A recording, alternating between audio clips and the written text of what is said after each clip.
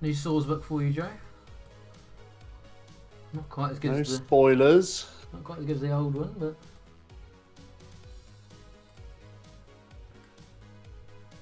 Swordsbuck's, all of Swordsbuck's forms, bar the Autumn form, have had arts now. Poor old Autumn form. That's weird that they haven't done, like, you know, remember what they did with Pavilion, where they gave it all the different flavours? Surprised they haven't done that with Book. Or at least had one book with loads of them about. It's weird. They've done exactly 4 Swordsbucks, and they've done like the bog one. 2 of the base, twice. yeah. Yeah.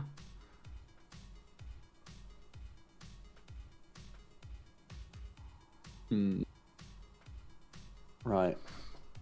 Are we gonna build cast form straight after this stream then, or?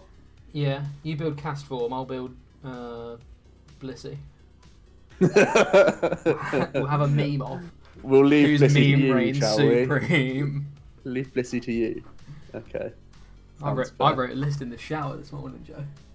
Don't be nasty. That's just nasty. Might as well spill out money on those cards. Oh. Yeah, these 2 Calirexes are gorgeous and expensive. Gorge. That one on the left. Yeah. Looks better and is better. That's mental. They've done it again. Actually, to be fair, I actually prefer the single strike, the alt art of single strike to rapid strike. So that's true. The one where it's just like a massive explosion. The big explosion of red. Cool guys don't look at explosions. Yeah. Controversial statement. I'm actually not even that much of a fan of the rapid strike one. That is controversial. Even with the little clobberpuss floating around.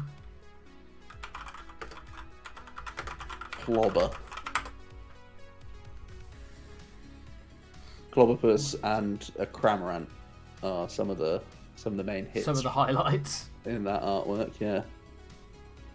To be fair, this looks like the same kind of texture as the Calyrex. So I'm wondering. So if anyone knows whether those are glittery, that might tell us whether these ones will be glittery or not. Looking at the new sets today. Yeah, we're going to be... it's only going to be a short stream, basically just giving off some first impressions of this new stuff. Usually we would just do sort of a short video on it, but the last set we did, we streamed and then uploaded the video after, and it seemed to do pretty well, so we thought, why not do the same again? And it means people in chat who are smarter than us, who have thought of combos that we don't mention, means we can steal their ideas during the video, which is great. Yeah, so thanks everyone in advance for contributing to a great video. Emo Horse. Everpie, how you doing? From the grave, welcome. We'll leave it a couple of minutes just because people are tuning in.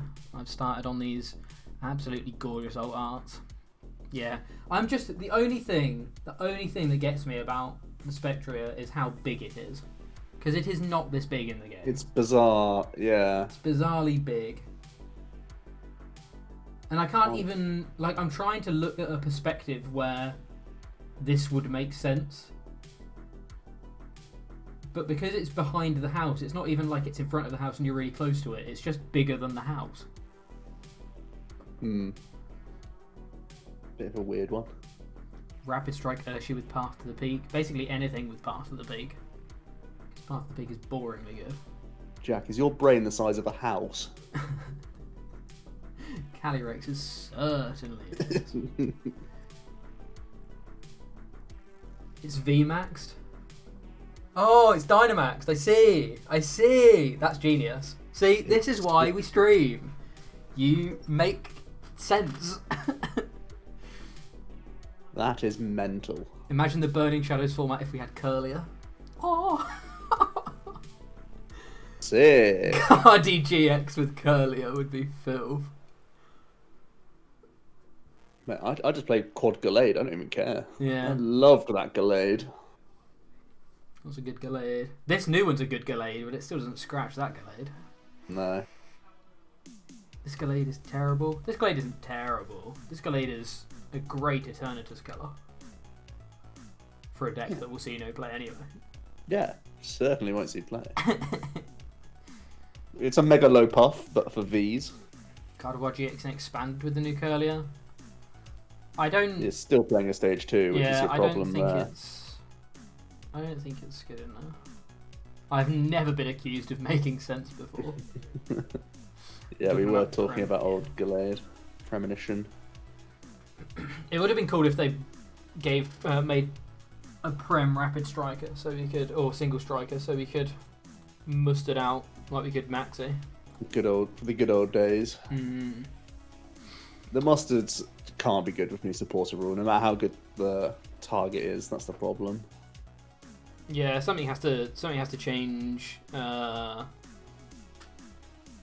rules have to change. Yeah, fundamentally for those to be good. Cord Gallade Octus. I loved that deck. We need mustard decks. Ember Pig is still the best target. Ember Pig's one of the better targets, yeah. There's a new Stage 2 Cinderace, though, that you can get with him. Yeah. That's a legal play. That is a legal play. Except on turn 1. Except on turn 1, where you can't at all. No matter how good the target. Don't even think about it. I'm sad how...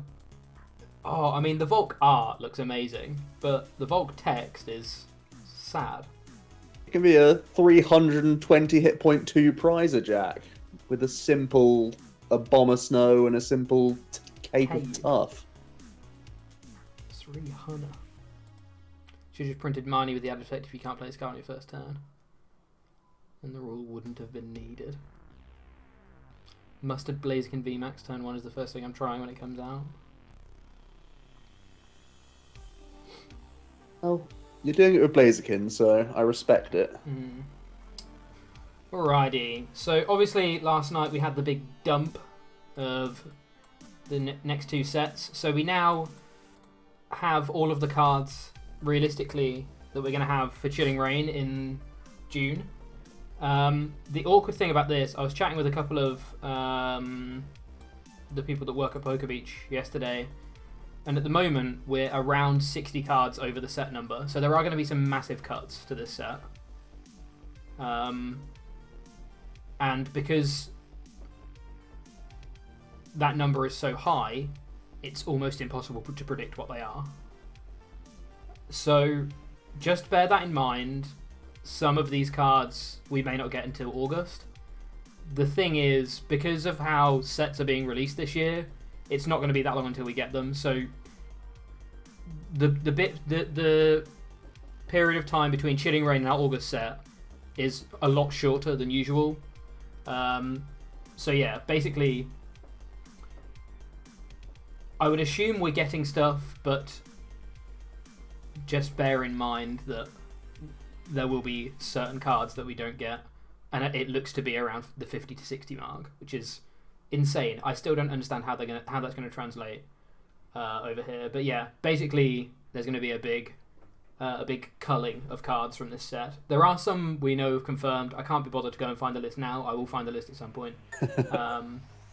But yeah, basically, just know that some of these aren't coming. They're all the gloves. Hopefully we get them in a gloves-only set. Yes, August set is Chilling Gloves. Chilling Gloves. Chilling Gloves. Yeah. Alrighty. So we'll start with the trainers, as we usually do, because they give us kind of context of engines, new engines that may be about. Kicking off with Survival Kit. Look at the bottom 3 cards from your deck and place them on top of your deck in any order. I'm not sure we have any cards that synergize at the bottom of the deck right now, right? Marnie. It's the Marnie counter. Okay. You Why didn't know that you didn't Marnie? need. Yeah. Survival Kit is the answer, people.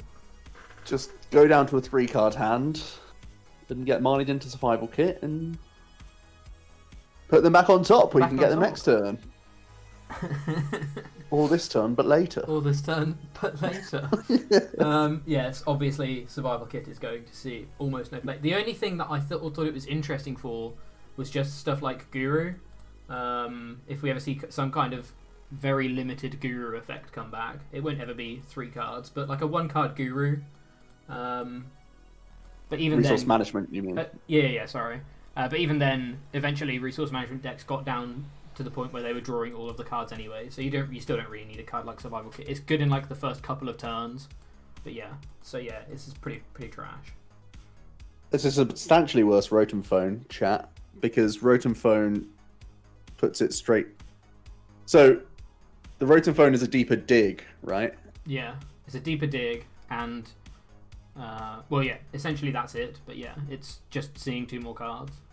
Yeah, I'd say there's probably more synergy. No, I'm not even gonna say that. Yeah, it's just a worse Rotom Phone. Yeah. Okay, Imposing Helmet is a new tool card.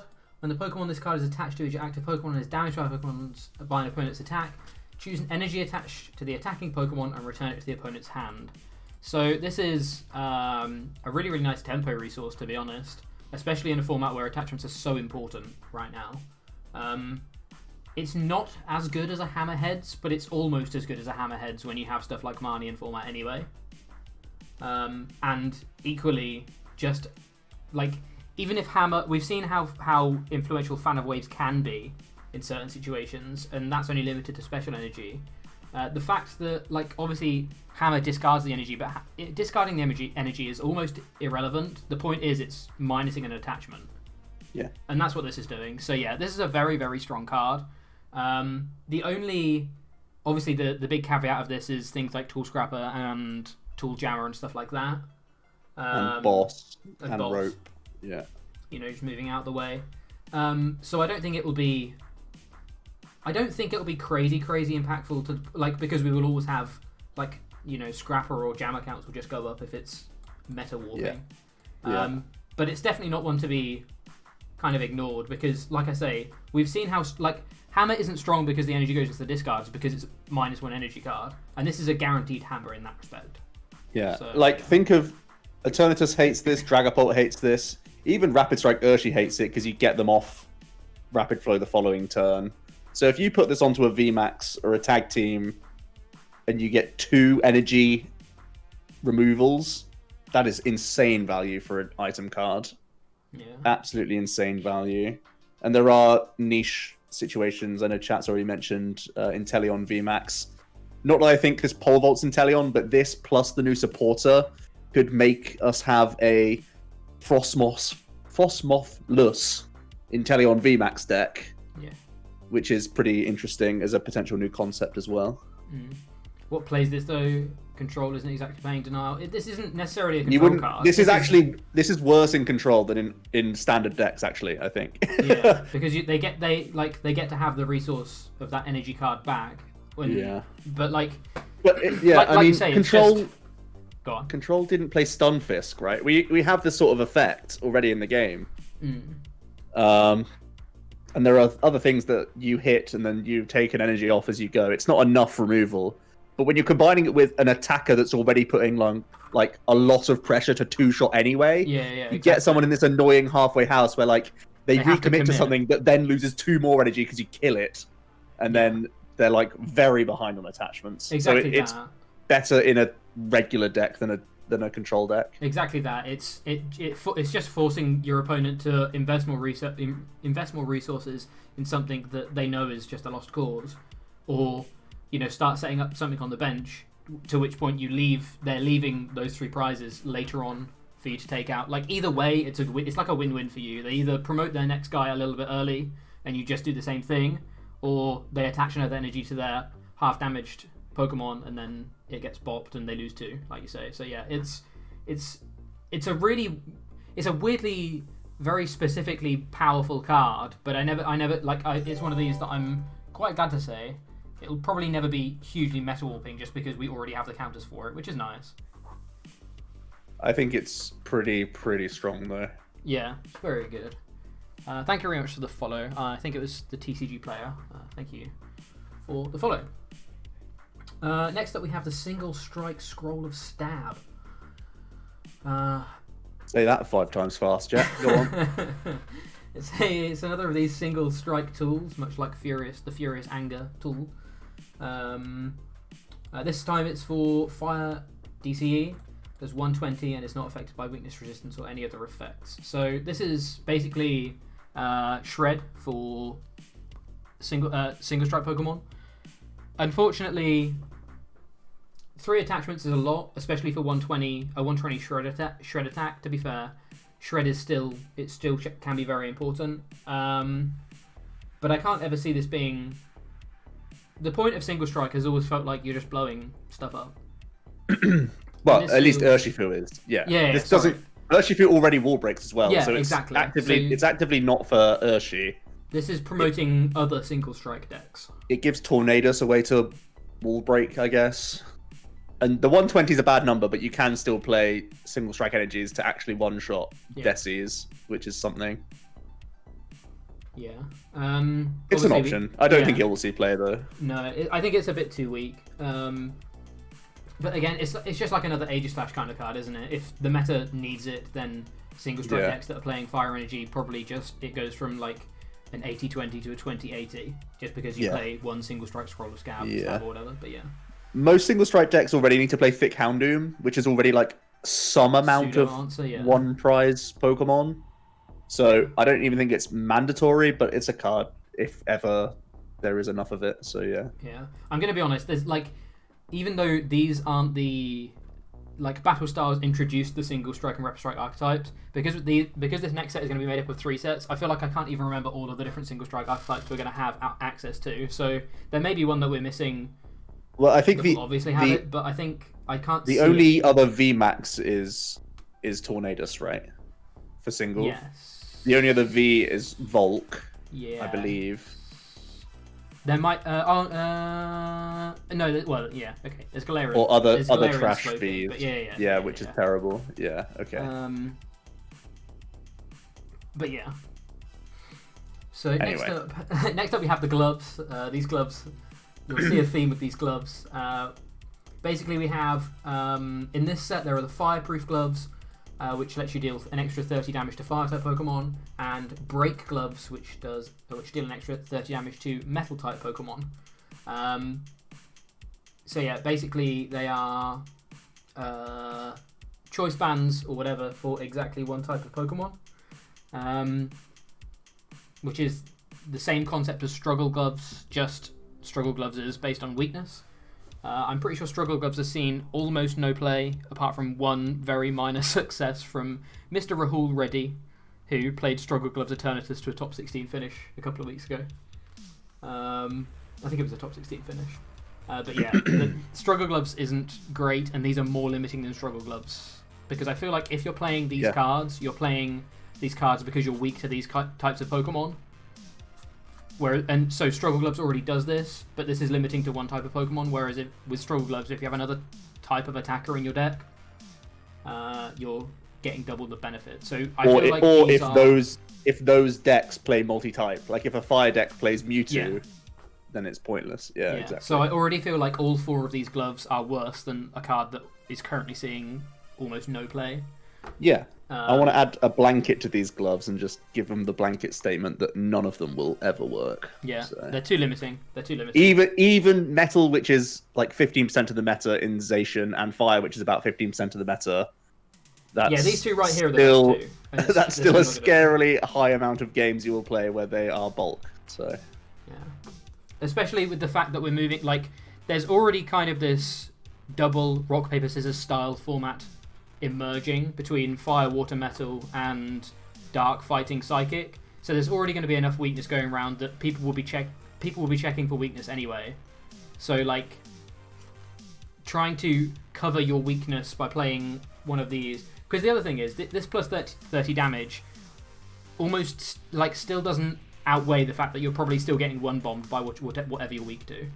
This plus 30 damage won't be pushing you into, it's whoever swings first, because if you're weak to them, times 2 is more than plus 30. So, yeah, blanket statement of all of the gloves are bad. And we will probably not go over the other two as well. So yeah, onto the trainers. Single strike supporter Flannery. Choose a special energy and a stadium card. Or choose a special energy attached to one of your opponent's Pokemon and a stadium card and discard them. Pretty passive for a supporter as of these days. Even, like, we haven't seen anything sort of this kind of passive since, I want to say, Faber? Faber's the most recent, yeah. And ultimately, I think this is probably too slow. Do you have to have a target for both for this to work? Can you just use it to only remove one of the two? I guess you could, right? I think you will be able to, but I don't want to confirm that, but I think you will be able to. Yeah. So a couple of points. There is in Matchless Fighters, we get the Lantern, which is the Versus Seeker for single strike supporters. So it's more reasonable to be a one-of if you're playing a single strike supporter package, which is at the moment Bruno, Karen, and this. I think it's just those three. Possibly one other. But yeah, which I don't think is a good enough package for like generic decks. No. Even with Tower of Darkness to maybe make all of these cards also allow you to be situational draw cards. If this is a force, you might even have to be forced to discard your Tower of Darkness as well, which is hate to see it. Yeah, exactly. Which is why I don't think it will be a force. No, this is a decent control card though, because having an answer to both Stadium and a lot of special LNG is really good for you, which is kind of nice. Yeah, I think I can see it as a one-of. Control. Recover a million times. Card. But even then, I'm pretty sure Faber outweighs it for now. Maybe not. Is Faber in standard? Faber's not in standard, right?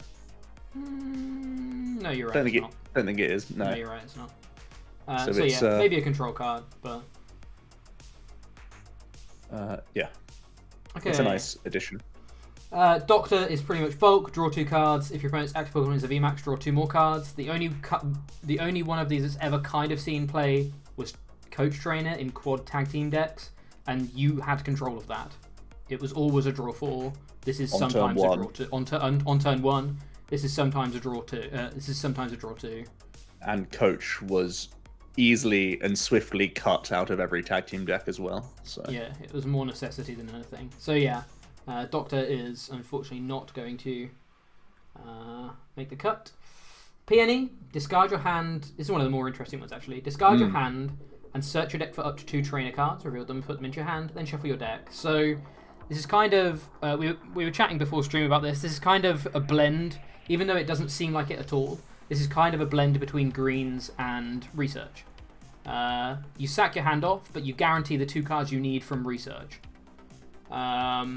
Which is pretty cool, especially when we've just had Kricketune printed, and obviously we have Rose Tower, which is a worse Kricketune, but you know there may be reasons you can't play Kricketune or whatever.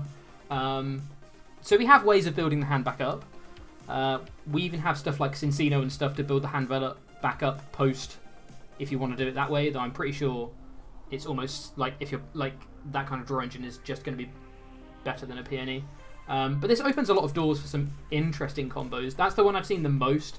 I've seen the most on like Twitter today. All people have been saying is Evo Incense Candy. I think Evo Incense Candy is such a bait. Of course. Because Evo Incense Candy is really, really, really cute, and I like the concept. But ultimately, unless you're Evo Incense Candying a draw card, Kricketune almost certainly will not be able to mitigate the kind of clunk of a stage 2 deck. Yeah. So I think Evo Incense. I'm going to say I think there will be a Peony deck that uses Evo Incense Candy at some point in Peony's existence, but I don't think that is. You said a stage 2 is going to work in the next 3 years. I think someone will do well at an event with a Peony engine. Dear. I don't think that's the use for this card. I think that would be. No, it's not the use. Yeah. I think that would be the exception to the rule. This is.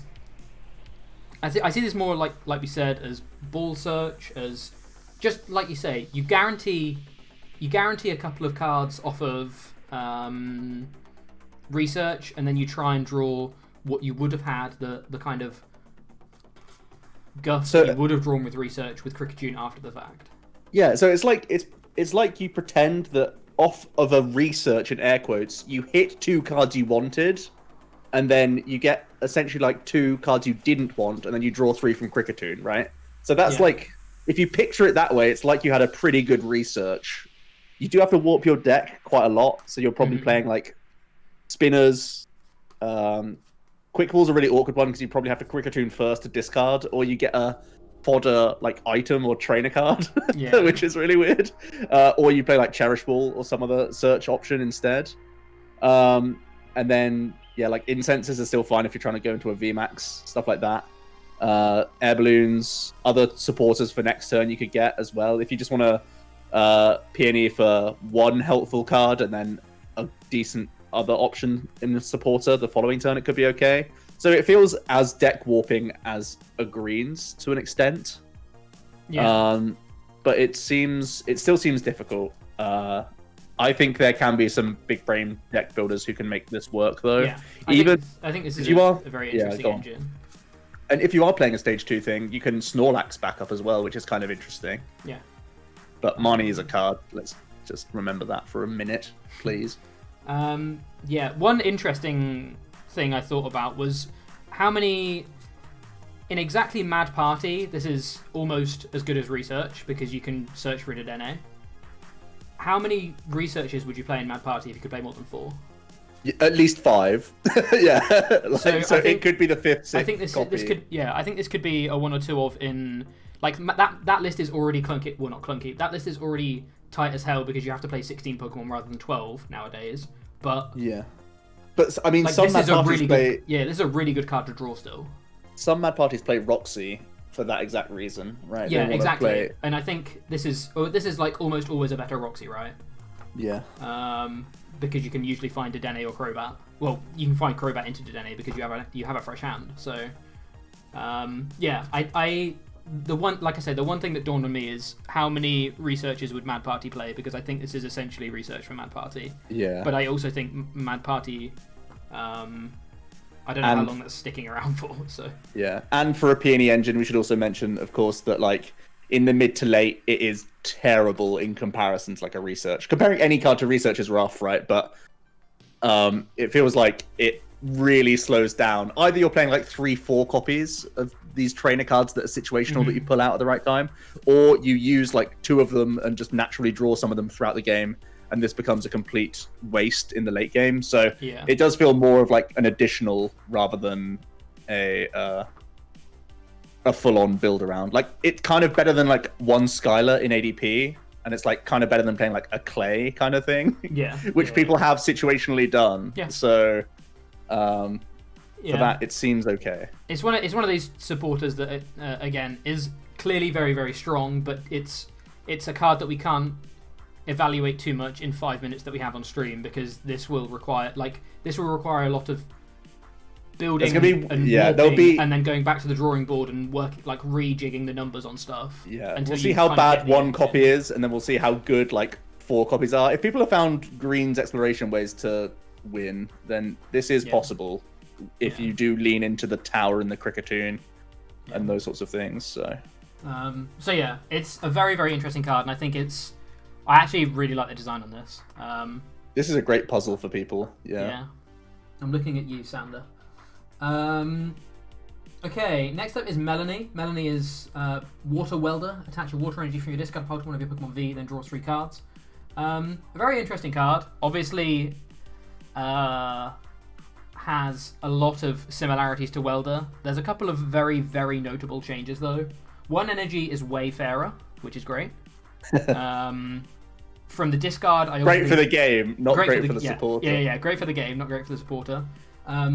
What is great for the supporter is it's from the discard pile, not the hand. So when you get stamped to 1 and you have a Welder and you have no fire energy, you're sad.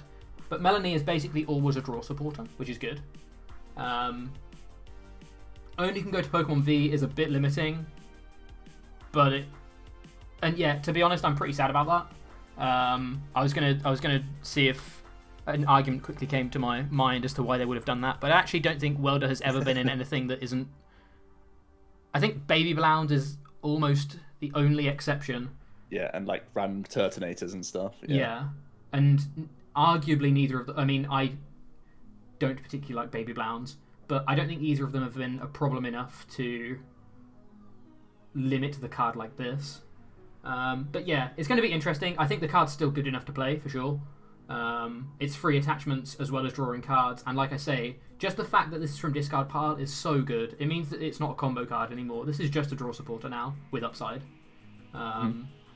So yeah, I'm actually really happy to see. I get why people hate Welder so much, but I think this is a way of making Welder a lot fairer because it's not a high roll card anymore. It's way less feels bad. Yeah. Because I think that's just good. Yeah. It's way less, like, Welder is super spiky, like, based on if they get it, if they don't. Whereas Melanie, decks will have to function normally, and Melanie will just be, like, in the deck. Yeah. Just giving people supplementary attachments that allow you to play around Hammer and to make sure you don't run out of attackers and stuff. So obviously, Ice Calyrex is going to be the first thing that springs to mind, but you can think about Rapid Strike Urshi as well. You can play a higher Empoleon count in the deck, and that can, because essentially we've tried Welder Urshifu. Obviously, it hasn't worked so far in the format, but this is more consistent because it's way easier to just have Melanie turn by turn to then be able to get that one energy drop onto a Empo or onto a Urshi. Yeah, and I was going to say those turn one attacks, which is really solid. The second energy from Welder actually is, because of Rapid Strike energy, is sometimes just irrelevant anyway. So, and in a weird way, Path to the Peak will change the format in a way where more people will play Jirachi, which makes Empoleon better, which is a weird roundabout way of saying things. But I think people will be terrified of Path to the Peak plus Marnie meta. I know I am. So so I'll be playing Jirachi engines if I'm not playing Empoleon myself, right? Yeah, sure. And also Melanie enables that Inteleon combo helmet deck, whatever it is. Yeah. Water decks, like, it's so sad that Frostmoth has had, like, Frostmoth is such a powerful card, and it's had no real time to be good, and now we have another very, very solid water acceleration engine that might just be better than it. Which is funny, when Frostmoth is probably one of the best rain dancers we've ever seen. But hey, that's how one prize things go. I think Melanie is what Welder should have been, and I think it's actually a really, really fair card now. And I'm looking forward to seeing, because as power spiky as it is, I have always kind of liked Welder decks because they lead to some of the crazier attacks that without energy acceleration wouldn't be a thing. So this is a way that hopefully we can still see some of these crazier attacks, but in a much nicer and fairer and less power spiky way. It just feels fair. Like, I'm never going to feel super bad if someone hit a Melanie compared to not hitting a Melanie. In fact, I'm going to say, in almost all situations, you're probably happier because it's not a research or whatever. So, like, late game, you're probably happier. Whereas Welder is literally, not what you want to be seeing. The fact that Welder decks play 4 Welder and 2 Boss, and sometimes some researches, shows how strong, how power spiky Welder is. And Melanie won't be, Melanie engines won't be like that. Well, it's literally, even if you're the one playing Welder, you live and die by hitting Welder on 1 or 2. Yeah. And you have no comeback cards because you have to commit to hitting Welder 1 or 2. Yeah. Whereas Melanie is not a big enough effect where you'd go, like, if I miss Melanie, I lose the game. Because you just can't play, like, 3-4 energy attacking water decks. There'll be 2 and 3 energy attacking water decks where you can still attack on 2 if you miss Melanie, you know? So yeah, pretty good stuff. Path to the Peak is boring. Each player's Pokemon in play with a rule box has no abilities. So this is Power Plant, but for everything. I think everyone is in agreement that this is an absolutely terrifying card because Marnie still exists. I think this card is a bit better when Marnie rotates, but unfortunately we do have not a week, I wish it was only a week. We do have a year of Marnie plus Path to the Peak genuinely being very, very scary. As we mentioned, Path is going to push people towards Jirachi engines because they're the only engines that are going to work. And because of that, I just think that's a very, very scary concept. Especially when we inevitably rotate Jirachi. Obviously, we have Jirachi Amazing Rare still, but that's obviously so much worse than Stellar Wish. Still good, but So this is just so encompassing, right? It gets Eternatus VMAX, it gets Calyrex VMAX, it gets Zacian V, Eldegoss, Crobat, Dedenne, Oricorio, Kricketune. So it gets every turn one draw. Every good draw card in the format. Outside of Stellar Wish. Yeah. Zamazenta it gets, which I kind of like that it gets Zamazenta. I don't mind that. Zamazenta is the only thing that I'm actually happy about this hitting. What other stage 1 rulebox thing? Oh, it hits Prism Stars as well, so you also stop Coco. Which Pikarom won't care about because it never dies. So this gets so much stuff. Actually disgusting how much this stops. Yeah. And yeah, Psychic Calyrex, of course. The good thing about Psychic Cali, so there's a few things that make me think it's going to be fine. Obviously, we have Swell for a small amount of time, but Psychic Cali has easy search for Marshadow right now, pre-rotation, and the regular Calyrex V's attack stops stadiums coming into play. So there's a few things you can do to at least delay / play around path. Yeah, it feels like Calyrex is one of the only decks that actually won't be that fussed about this.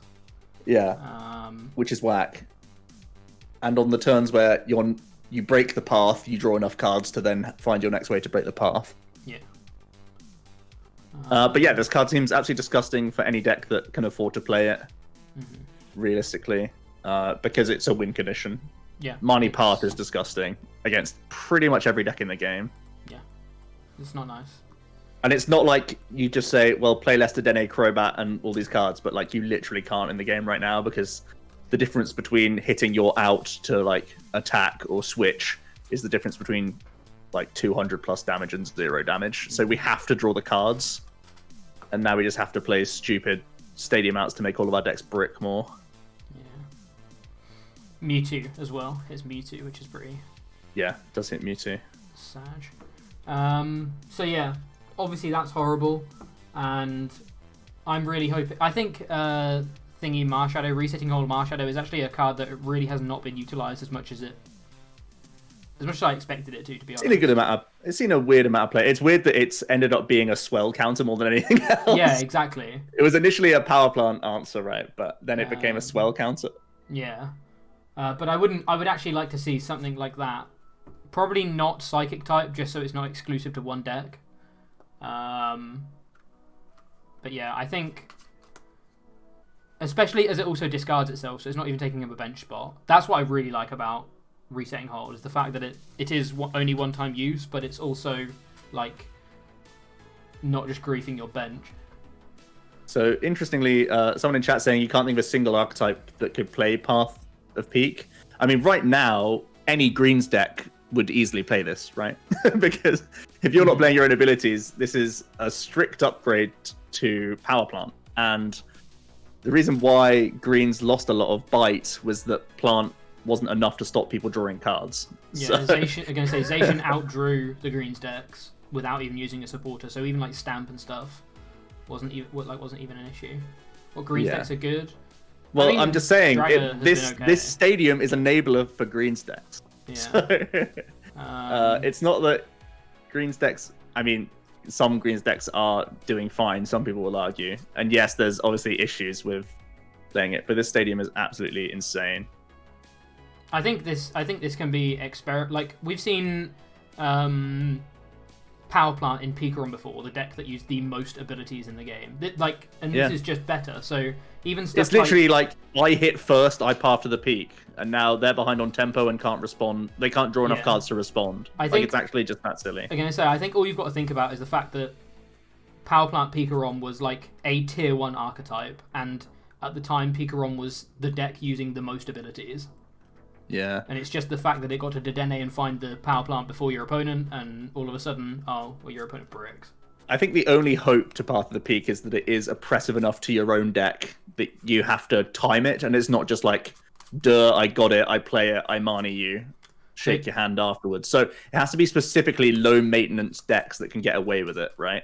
Which is the only good thing. Is the other one that I was considering. Because like Urshicino, Urshi, like anything, Urshi Jirachi can just get away with it. I know at the moment it plays like Dedenne Bat and stuff, but it is low maintenance. You can just change your outs to like higher basic energy, higher ball search, higher comm, that sort of thing, so that you just can survive off of just wishes.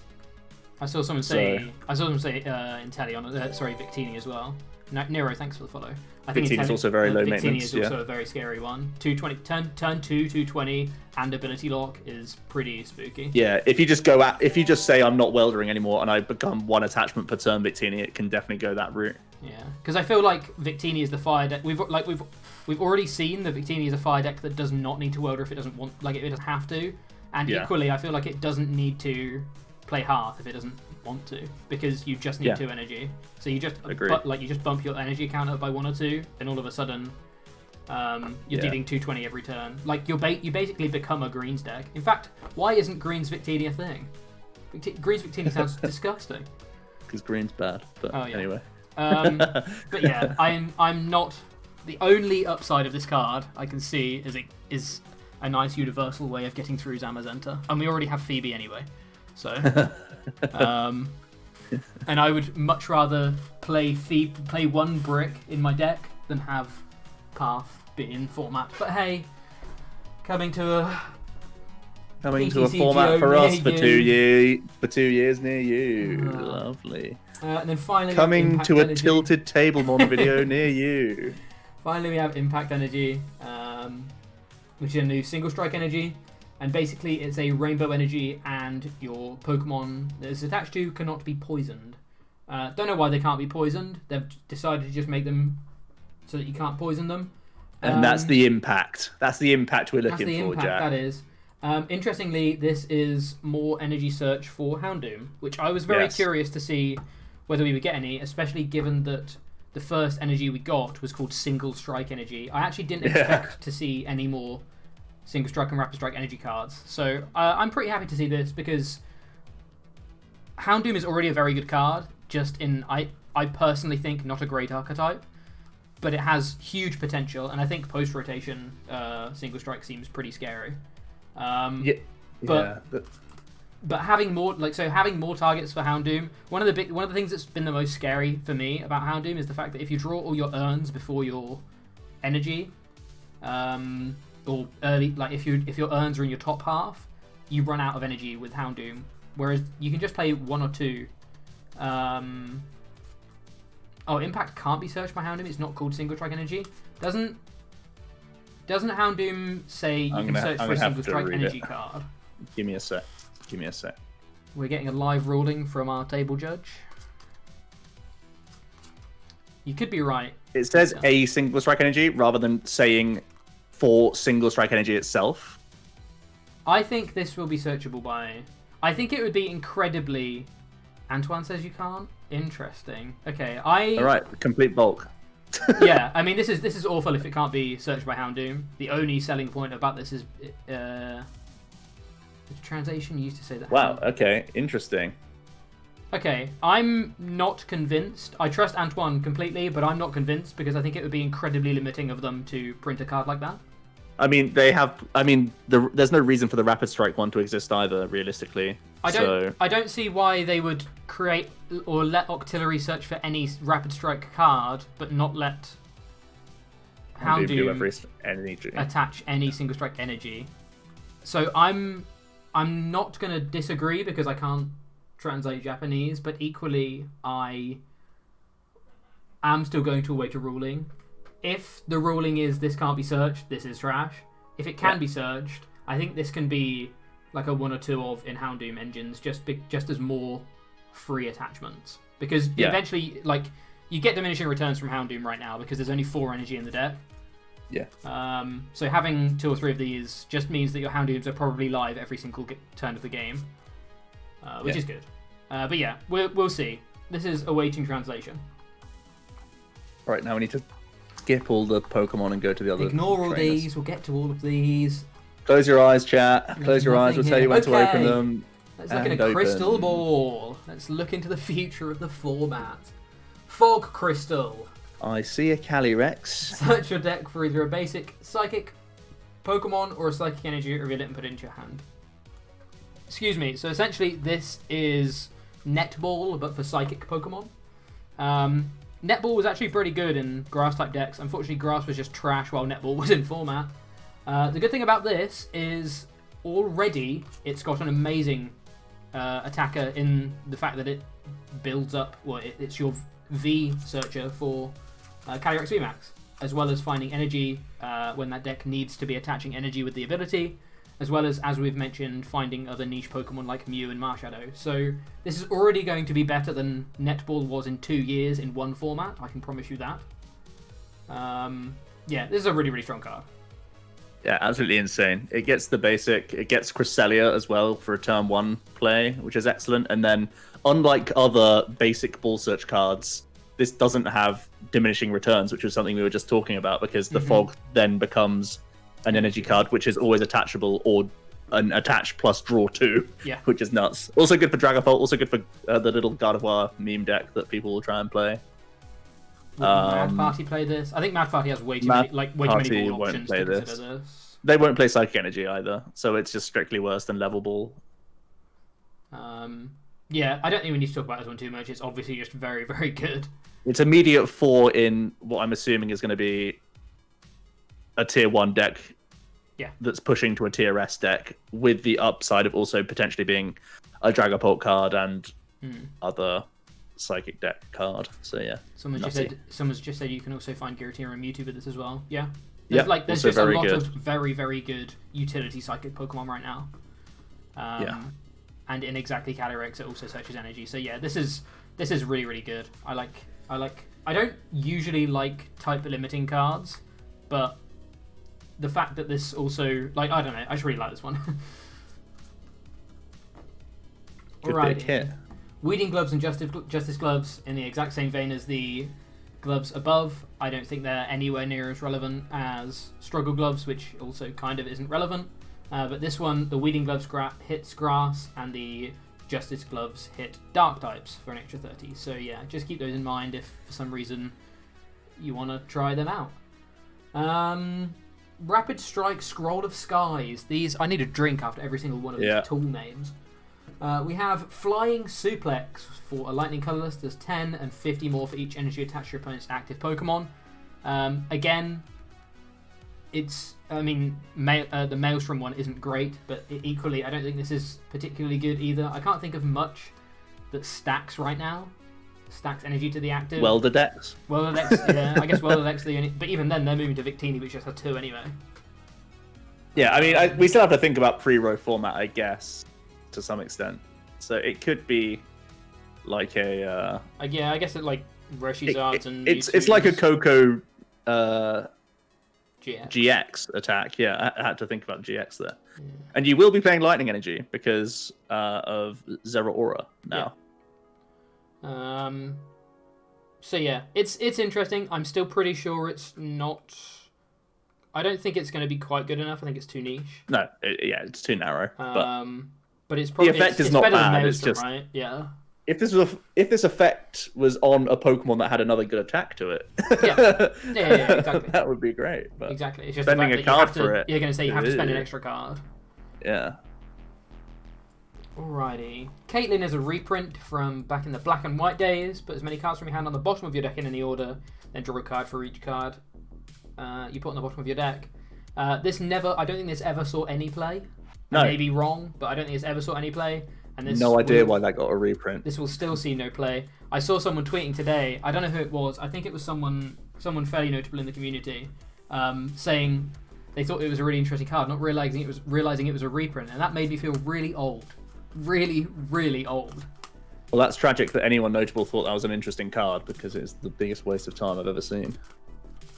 I think use my supporter to neg 1. I think they were just saying it's good that it's a draw supporter, not a bulk, but it's not great. But yeah, it just made me. It is bulk. Don't worry about that. It just made me feel very, very old. Because I remember this card being printed in the first instance, and that was when the fossil mechanic was. It was printed in the same set the fossil mechanic was released, and it was like a way of getting your fossils to the bottom to then play the fossil card to find the Pokemon. And that never saw play either. Can't believe it. Agatha. Move up to 3 damage counters from your active Pokemon to your opponent's active Pokemon. So this is basically a Leon, but a plus. Sometimes. Sometimes a Leon. It's a Leon sometimes. But also a plus 30 or a plus 30 heal.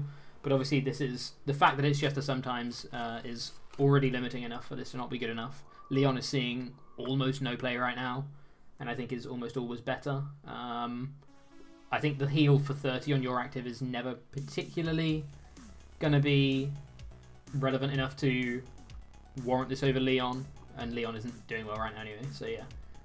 It's a Leon, but there are less situations where you can use it, which is terrible. Peonia. This might be the most interesting card in the set, to be honest. Choose up to 3 of your prize cards and put them into your hand. Then place the same number of cards from your hand face down as prize cards. This, I think, is very, very interesting. I'm interested to see how this translates when we have such good draw supporters in the format already. But for one, I think this is insane for control. Like, this is actually insane for control. Yeah, you should have seen our bloody CCG chat earlier. Yeah, it was. We had a whole discussion about control basically off the back of this card. Sander was on one. But even in normal decks, all of a sudden we can play 1-card counters again, to an extent. And I think as an early game player, this is just good. You see 6 cards, and you get to pick 3 of the ones that help you in that situation, which is like... I don't agree. I think you pick 3 random cards, right? Oh, I see what you're saying. Continue. I mean, you know that there are 3 bad cards in your hand. Yeah, sorry. I thought you were saying you get to look at your 6 prizes, take the 3 best ones. Yeah. Yeah, okay, I see what you're saying. So it's not the worst. I mean, it's not great, but like you give yourself a 50-50 of... It's weird because like on turn 1 you don't actually know what your prizes are, so you don't know how helpful Peonia will be. But I think... There's a chance you just miss, right? To be fair, I think... just putting in cards that you know aren't going to be useful for the matchup is... Are you sure it's not Are you sure you don't get to look at your prize cards? I don't think so. Are you just pointing, I will take prize number 1, prize number 2, prize number 3? And I'll look at them. Oh, that makes me so much more... I was super excited about this card as well. No, I think it is a bit worse than that, but I still think it's very, very... potentially very, very good. It's just a buff for Durant. Alright, I'm going to ban someone real quick. Back in a sec. We don't know how it'll be officially translated in English. I guess we don't, but I'm pretty sure one of the 3 or 4 translators that I follow would have said something about it, you looking at your prizes first. Right, okay. The choose mechanic is annoying. I guess Blazer is saying choose one of your prize cards and flip it face up, right? So I guess you just don't get to look. Okay, well that's substantially worse, and then it's just a control card for me at that stage. But yeah, I still think it potentially is pretty. It could be viable. I don't think Gladion was really seen in any decks other than control, though, right? And this has kind of Gladion vibes to me. Very different. Gladion was so much better because he does let you look. Yeah. I know, but. I'm so upset. Why can't they make cards how I want them to be? First Blissey and now Peonia. Oh, my day has been ruined. Guys, wait until we talk about Blissey. We have a treat for you. My days. Okay. Do you have to shuffle your prizes? I'm certain you won't have to shuffle your prizes. It would say you would have to shuffle your prizes. Because then at least you know the 3 that you're putting into your prize cards to save them for later. So like, you could choose to take put a boss 3. There. Yeah, you take the first 3, and then you can just like take the other 3 first or whatever. Yeah, that's kind of interesting. There's some cool interactions there. This is a -1, whereas Gladion isn't. It was even to your hand size. Yeah, but Gladion was only 1 card, and I think the thing is, it's not. I mean, I know it's strictly a -1, but you're choosing the cards to put to your prizes, exactly, which are actively cards that don't help you in the situation. So you're seeing 3 additional cards, that could help you. Yeah, I'm not sold that this is bad yet, even though you don't get to look at them. I'm not sold that this is bad. I think this could potentially change how a couple of decks are built to be able to play more. It lets you cut some corners, which is cool. I saw someone say this is one of the worst supporters they've ever seen. I don't think it's one of the worst supporters I've ever seen. I think it's got niche uses. I don't think it's going to be in standard decks. Outside of control. Unless I can look at my cards. Please. Unless I can just play some Pringly DCEs back in 2010. Finally, we've got Seabold for the supporters. Seabold. I don't know. See a boot. Choose up to two of your Rapid Strike Pokemon and heal 60 damage from them. We have Cheryl, and I'm pretty sure some of the only Rapid Strike Pokemon you're going to be playing are Blaziken and Rapid Strike Urshi, and both of those are fully healed rather than 60 healed. So 60 isn't enough. Yeah. Next. Old Cemetery. Whenever a player attaches an energy from their hand to one of their Pokemon, excluding your Psychic Pokemon, Joe, don't forget about that, a little bit of text there. Put 2 damage counters on that Pokemon. These kind of stadiums have seen a fair bit of play in the past, to be honest. Frozen City, yeah. Frozen City was in some like controlling walling style archetypes, I think, to an extent. No, it was in Plasma, right? And obviously it was also in Plasma as well. I said this about Orbeetle, and I was wrong. I said it's not enough damage. I said Orbeetle wasn't enough damage, and I was wrong. But I still don't think Old Cemetery is enough damage. It's theoretically targetable damage to their best attackers, which is kind of nice. It is. I wonder if this is whenever a player attaches an energy. I wonder if Rapid Strike would be 40 or 20. It's just one attachment. You're attaching one card, so I think it's 20. Yeah. It's just one attachment. I still don't think it does work with Welder though. You can hit them for 6 if they Welder attach. It does. Doesn't work with Melanie. That's the reason this won't be good. Ooh. Yeah, I don't think it's going to be enough, and I don't think, to be honest, Calyrex needs. It's not the synergy we're looking for with Cali, is it? I don't think Calyrex needs this to make it good. I don't think Calyrex is good. I think the Calyrex is good without this, and I don't think Calyrex needs this to the point where it would make Old Cemetery good. I think so. Yeah, I'm gonna double down. I got it wrong about Orbeetle, but I don't think this is good enough as a damage. I mean, Orbeetle's a tier 3 rogue, right? Yeah, but then I got caught playing it on stream, so. Yeah, fine. I don't know. I didn't trash it that much, but I didn't expect it to be like it's done better than I expected. I'll put it. Yeah, some people in chat are saying it could be a path to the peak out. I think post rotation, possibly it's the best path to peak bounce that we may have for it. Yeah, it's just something. But there's also training court and stuff like that, and training court sounds really good for Cali. and again, I'm still pretty sure that's not the card. I'm pretty sure that's the one word stadium above on the card. Yes, that's the reason you're playing the card. This text here is not relevant. It's just the fact this is another stadium. But yeah, I think we can find better stadiums like training court, because training court draws 2 cards. Yeah, and for what it's worth, all of a sudden, I don't know why this is, but on Twitter, a lot of people have been talking about rotation again. Like, this is the last set before rotation. You need to stop listening to Twitter. I listen to Twitter too much. Because we still have a whole nother set. Literally take 3 seconds. Don't even think it's already sent, and that's the tweet. That's the problem. I don't even have Twitter. I don't know what anyone's saying. You want to see? But I know what's happening. You want to see? Well, I read you some things. I'm not going to name names, but I read you some things. They're on the bog in their lunch break. All right. That's where I usually see their graves. Typing with one hand, wiping with the other. Shit coming out both ends. Oh, I can't believe it. Spiral Energy is a new Rapid Strike energy card that is basically a rainbow energy, but this time you can't be paralyzed, which is significantly better than poisoned, I think. Again, I can't see it being overly useful. I mean, Zeraora, so yeah, it's a fighting and a lightning energy, which is good. The only thing I can see is, what do you call it? We move to Rapid Strike playing Zeraoras, where it's playing 4 Rapid Strikes, maybe 4 Spirals, because this is, like you say, a lightning and a fighting, and then 4 other energy for that kind of sweet spot of 12 energy where it seems like... I think probably it's almost like the initial Urshifu we did with Coco Prism. I think Coco Prism, for the little month we can play it, is just super good. Yeah. Because the only way you chain a Rapid Flow into a Zeraora for full whack is if you can attach Coco Pop of those 2 times. Coco Rapid Strike, yeah.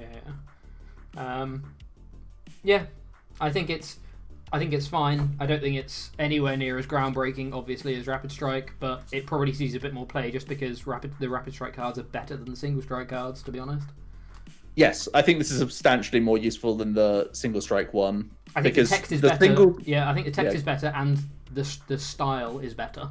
Yeah, I mean, Single Strike will play different flavors of Mons, whereas Rapid Strike plays different flavors of Mons to actually get the benefit of the rainbow. So, yeah. Alrighty, and then Lucky Energy. Every time your active Pokemon is damaged whilst this is attached, you draw a card.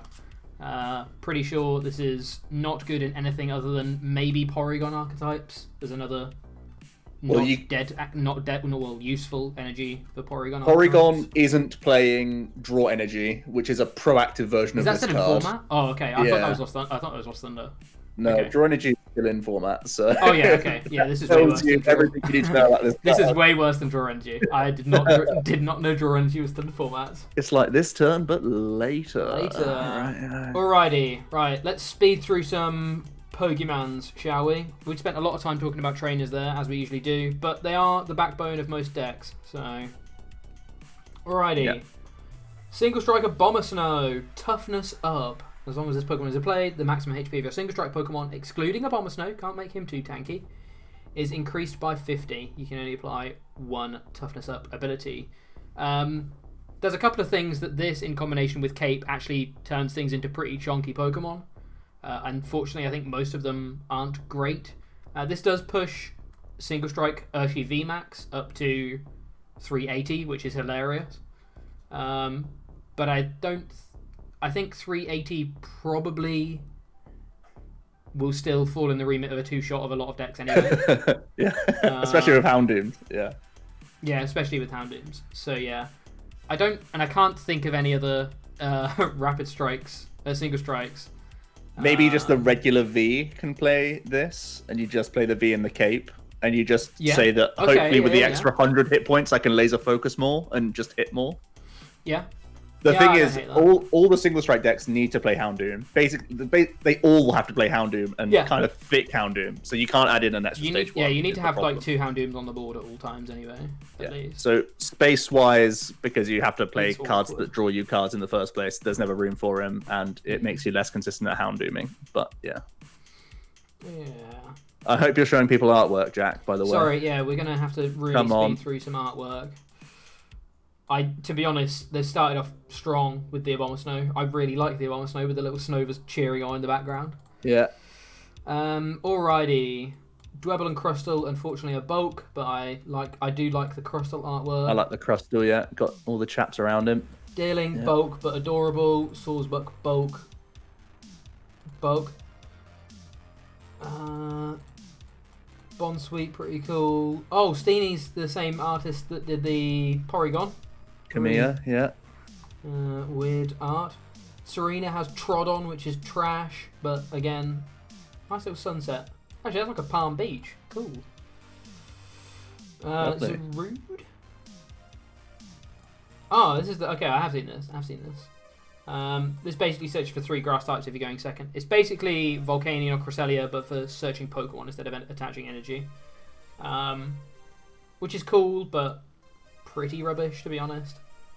Especially in Marnie meta, because they're all in your hand and then they get shuffled to the bottom. So yeah. I can't believe it. That is rubbish. Sunny Form, Cast Form. We'll talk about all the cast forms. Actually, we've talked about all the cast forms before. So just look at this art. The cast form deck is basically if you have 8 or more stadiums in your discard pile, ignore all energy attack costs. So there's one that does 150. There's one that like spreads. There's one that does a bit less damage than this for no effect, and there's one that heals. I want to say something like that. They all have pretty interesting attacks, but it's never going to be good enough, especially in an ADP meta. And this one basically forces a ninth stadium out of you. Yeah. Because you can only attack if you discard a stadium. And, what a troll! And it's not even it's not even 2-shotting VMAXs anyway. So yeah. Yeah. Litleo that's the saddest thing about this. Like, if the attack allowed you to, like, I don't know, 270. get a stadium. I don't know. Yeah, 300. Next, this Litleo might be my favorite art in the set. No, really? Look at that. That is gorgeous. Do you not think? Favorite? One of. Definitely one of.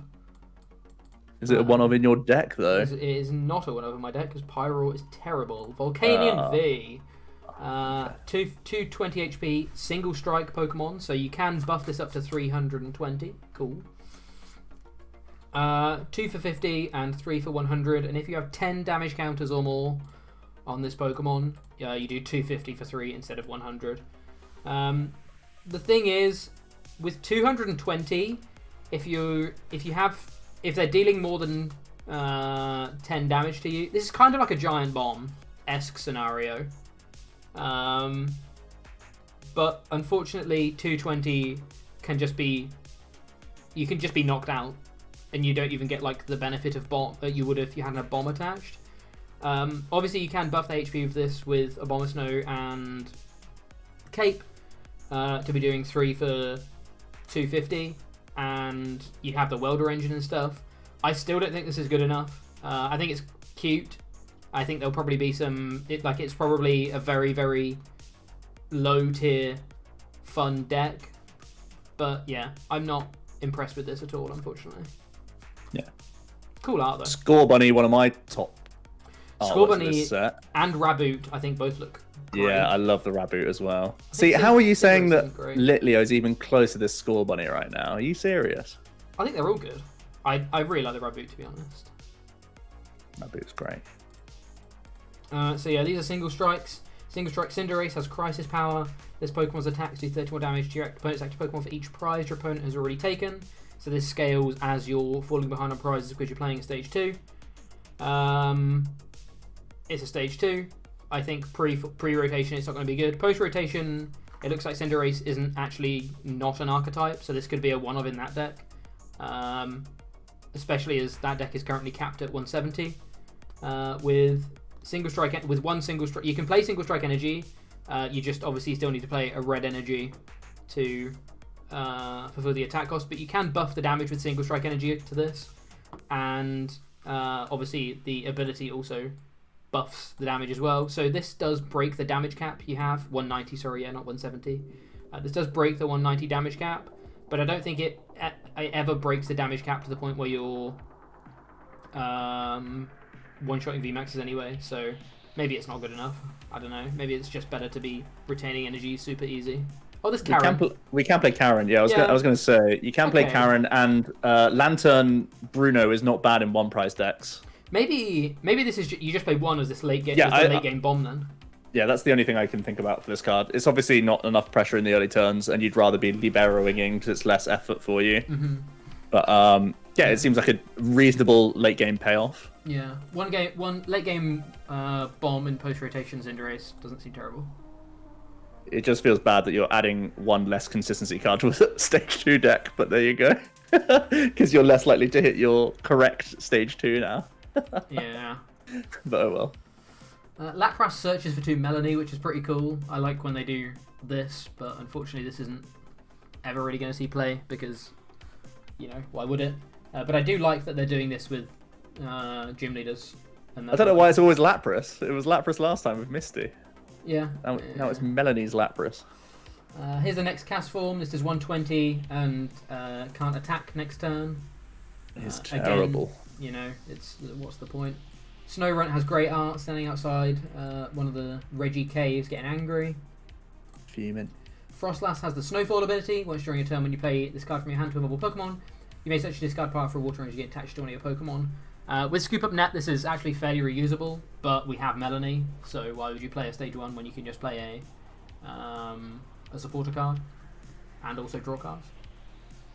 And do we have a Abomasnow in the format? I feel like we have this ability already in the format. There are Abominus that do this, right? No, they are... Oh, they're from hand? No, they're not from hand. They're just old? Rotated. Oh, yeah, and they did nothing. Yeah, this goes to non-Vs, though. Yeah, it does go to non-Vs, but... Funny it that. It doesn't matter, I don't think. Funny that this did nothing.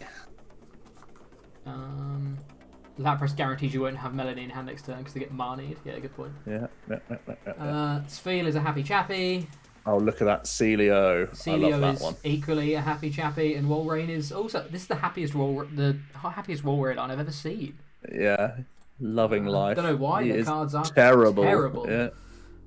Similarly with Avalugg, absolutely terrible, but he looks like he's having a great time and all.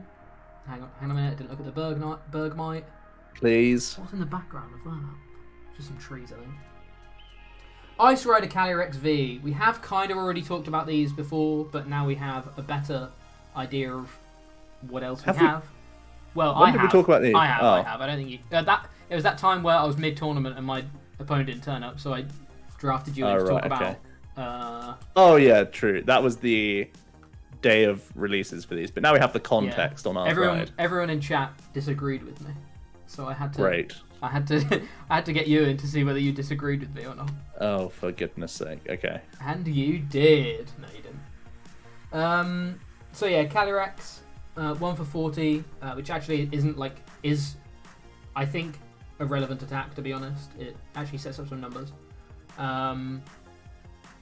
For considering you have to evolve this either way. And then Glacial Launch does 200 and discard 2 from this Pokemon. This with Struggle Gloves knocks out a Zamazenta V. Broken. But yeah, we're playing it for the VMAX, obviously. Emperor Ride does 10 plus 30 for each of your opponent's bench Pokemon, so it's basically Mind Jack. Mind Jack was very good back in the day, but it's because it was on an already good stage 1. Like a stage 1 with a good ability of a line, like...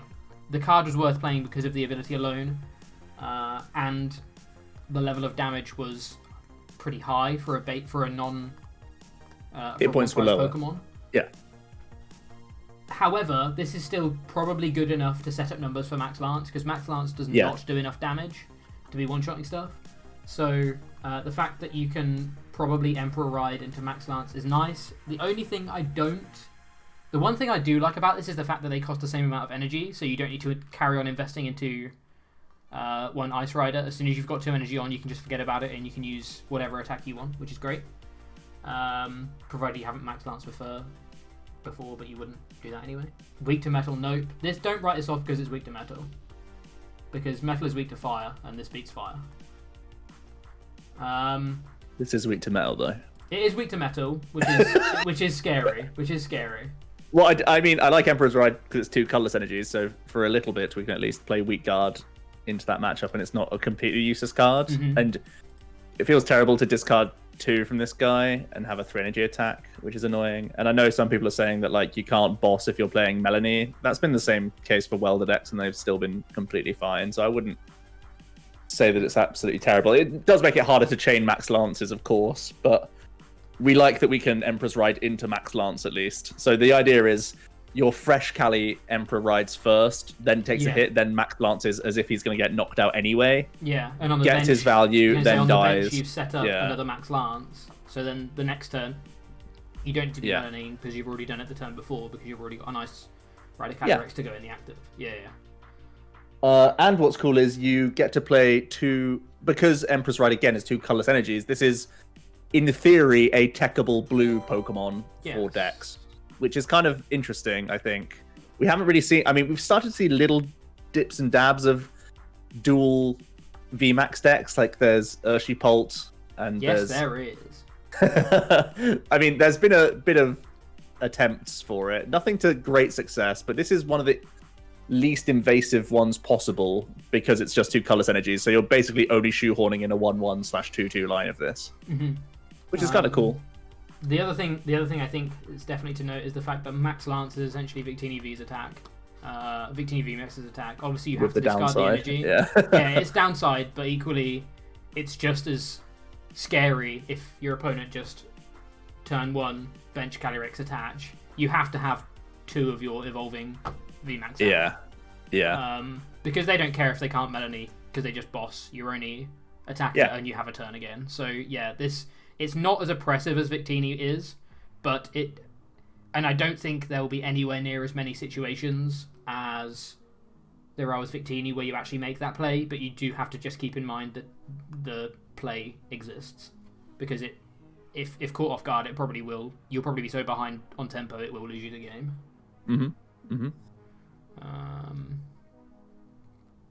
This pony is also really cool. Galarian Rapidash. I think this is a really interesting card. This is already a card in English, Joe.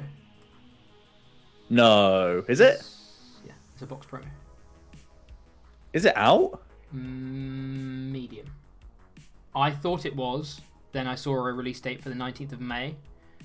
I am now... So, the answer is no, but I'm certain I've seen people selling them already. Oh, so I mean... The answer is maybe. I mean, the only reason why I think it's interesting now is because it can go into Calyrex, really. Yes, yeah. It's trash. It's trash before. So this can be our... Ooh, new card. Galarian Rapidash V. Yeah. I do think it's out already, though. But, yeah. Interesting. Either way, okay, cool. It's not Get them while they're cheap. Get them while they're a box promo. It's also... It could be a Dragapult card because of Cresselia being a potential card in Dragapult as well now with Fog Crystal or whatever. So that's also kind of cool because essentially this feels like like we've just said that the 220 is just oppressive and quite good. Yeah. If you're hitting a VMAX with this Rapidash, you're doing essentially 230 damage for 2 colorless, which is really, really good. Yeah. And Psychokinesis is not a bad damage attack either. Again, if they overcommit. Librahorn hits anywhere. Yeah. Yeah, that's nuts, right? These kind of effects are usually just active. I'll select you. I'll select your evolving, basically. I'll find boss first and set up your VMAX. You'll go. Essentially. Yeah, sets up Cram. Disgusting card. I think this is really good with Shadow coming out. Yeah. Because Shadow doesn't necessarily have even like a good early game play, right? It takes a couple of turns to be able to be doing something. So yeah, you can just Librahorn set up you. Okay, do the rest, Calyrex. Yeah. Yeah, cool. Pretty broken. See, Very I strong. just probably a one-off because of the searchability, but I think it's really solid. I just completely skipped over this card just because it was already out in English and hasn't seen any play. I forgot Calyrex sort of thing. I mean, it's not even though it's got a low energy attack cost, it's not necessarily fast. No, that's the problem. No. But sometimes like 100 onto a V that would become a VMAX is really good. Yeah, like if you can just tag something, that's really good. I think Calyrex is consistently doing like between 220 250 damage. So. Ooh, my word, that's strong. It does 100 plus 30, right? No, it's 10 plus 30. Oh, I thought it was 100 plus 30. Okay, I thought. Yeah, okay. Yeah. It's more around. Yeah, okay. Even so. It's more Zoroark in the mid-range damage output, but yeah. Right. Can we please look at this Slowpoke? Look at him. Cute. Next. It's Drowsy. Great art. Great art on the Hypno. Hypno. Terrifying art. Yeah. Wake up slap. Here we go. Routes Curlier and Gardevoir, and to an extent, I'll take a look at Gallade as well. First off, this Routes is adorable. Next off, this Curlier is a great art and has water duplicates for anyone who's playing back in Greninja era. If you weren't, Mirage Step lets you search a deck for up to 3 Pokemon named Curlier and put them onto your bench. So essentially, your Gardevoirs become stage 1s instead of stage 2s, as long as you can get this Curlier out turn 1. This effect has been good in the past. It's also been trash in the past. It's been really bad on Silcoon and Cascoon, but they didn't have a good evolution. Whereas Gardevoir actually is arguably one of the best stage 2s ever printed. The thing is, it still might not be good enough. But yeah, this attack is definitely something that the deck needs. The only awkward thing is back in the day when Greninja prized one Frogadier, it got pretty scary because you have to assume your Frogadier would go down, or in this case your Curlier. So you're already down to 2 Gardevoirs, and 2, this Curlier also gives up 2 prizes because ADP exists. So at least while ADP is in the format, I'm pretty sure this still won't be good.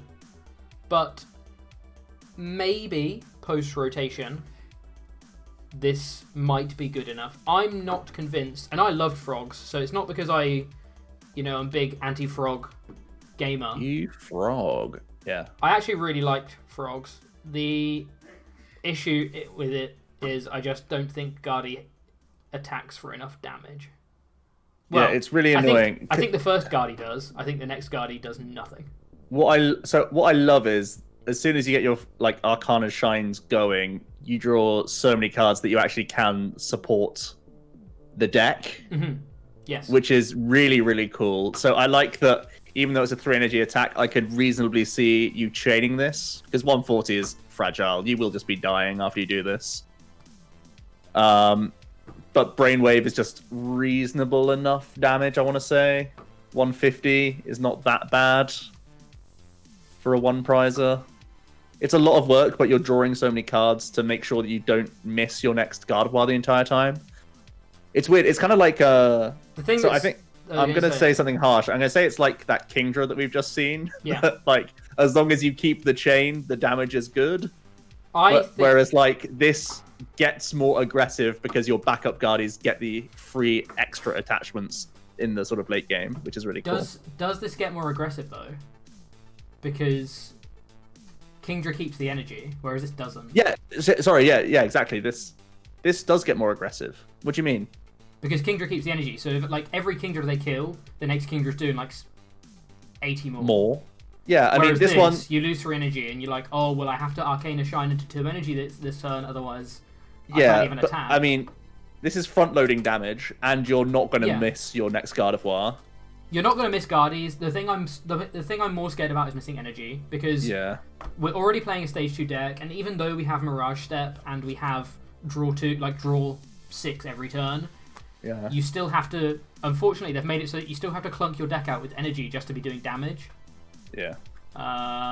So yeah, I'm not sold yet, but this, like, it's funny that this is. I think this is one of the best stage 2 lines that's ever been printed. On the whole, we still can't play it. I don't think any of these cards are insane in a vacuum. I think they're good in a vacuum. I don't think they're insane in a vacuum. And I still don't think I still think there is a chance that there's a chance that this is not good enough. Yeah, I'm pretty sure. I'm almost certain it's not good enough, which is even more sad. A 1/4/4 line in Dragapult, because that's 9 cards that you don't want to be putting in Dragapult. These aren't supporters.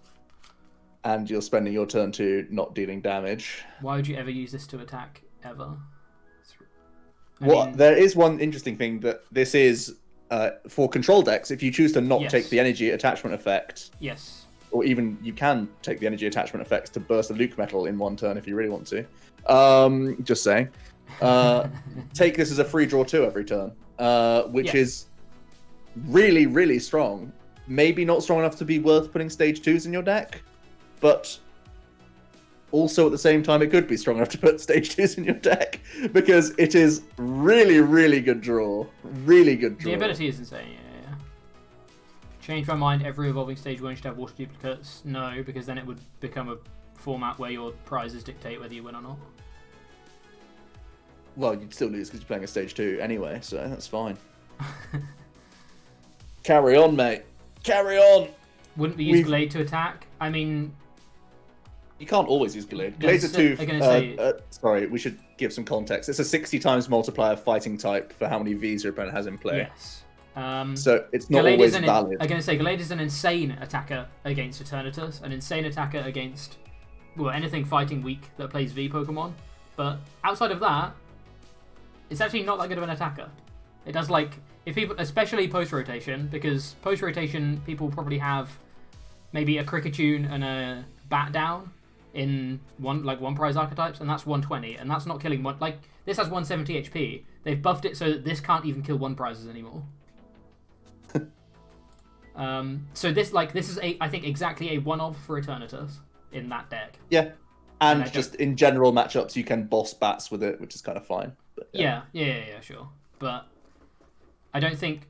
See, this is... To me, this already shows that this package isn't good enough. The fact that we're arguing They made it too expensive. Yeah, 3 energy attack cost is still super high. We're arguing over which attacker is better because both of them are pretty crap, to be honest. And we've already assumed we're getting all of our Curlier out every game, and we're getting a turn 2 Curlier every game, which didn't happen in Frogs. It didn't. Trust me, it didn't.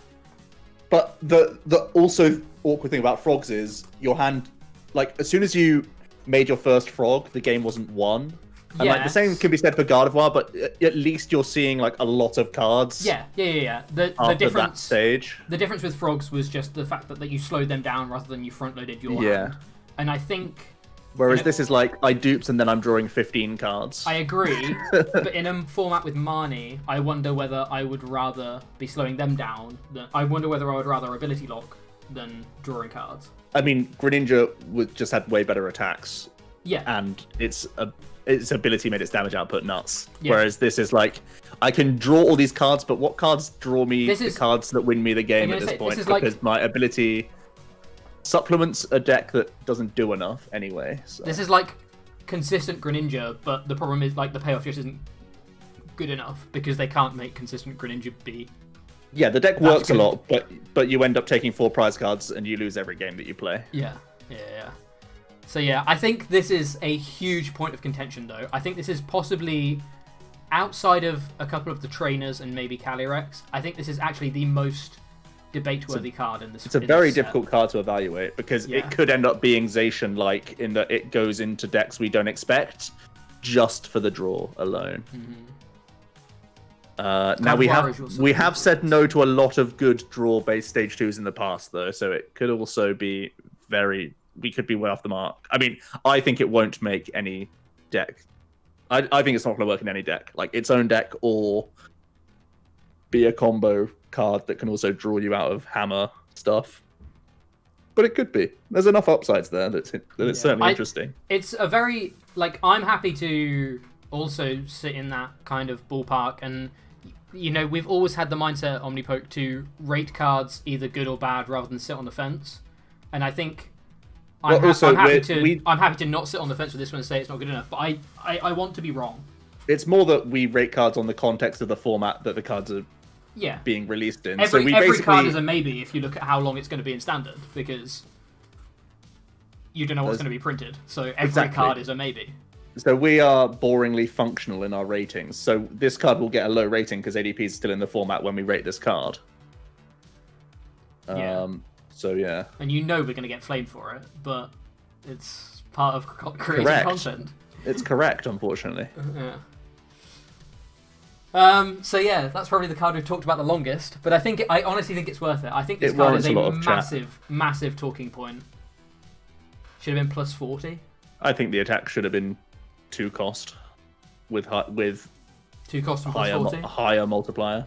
I don't know, start at like 120. I actually think it has to be pushed like way more. Like, just think of Leonzard. Leonzard's a similar stage 2 that, I mean, you don't have dupes, but you do have a lot of good filtering, and your damage output actually gets there. This deck doesn't have damage output that gets there, like, ever.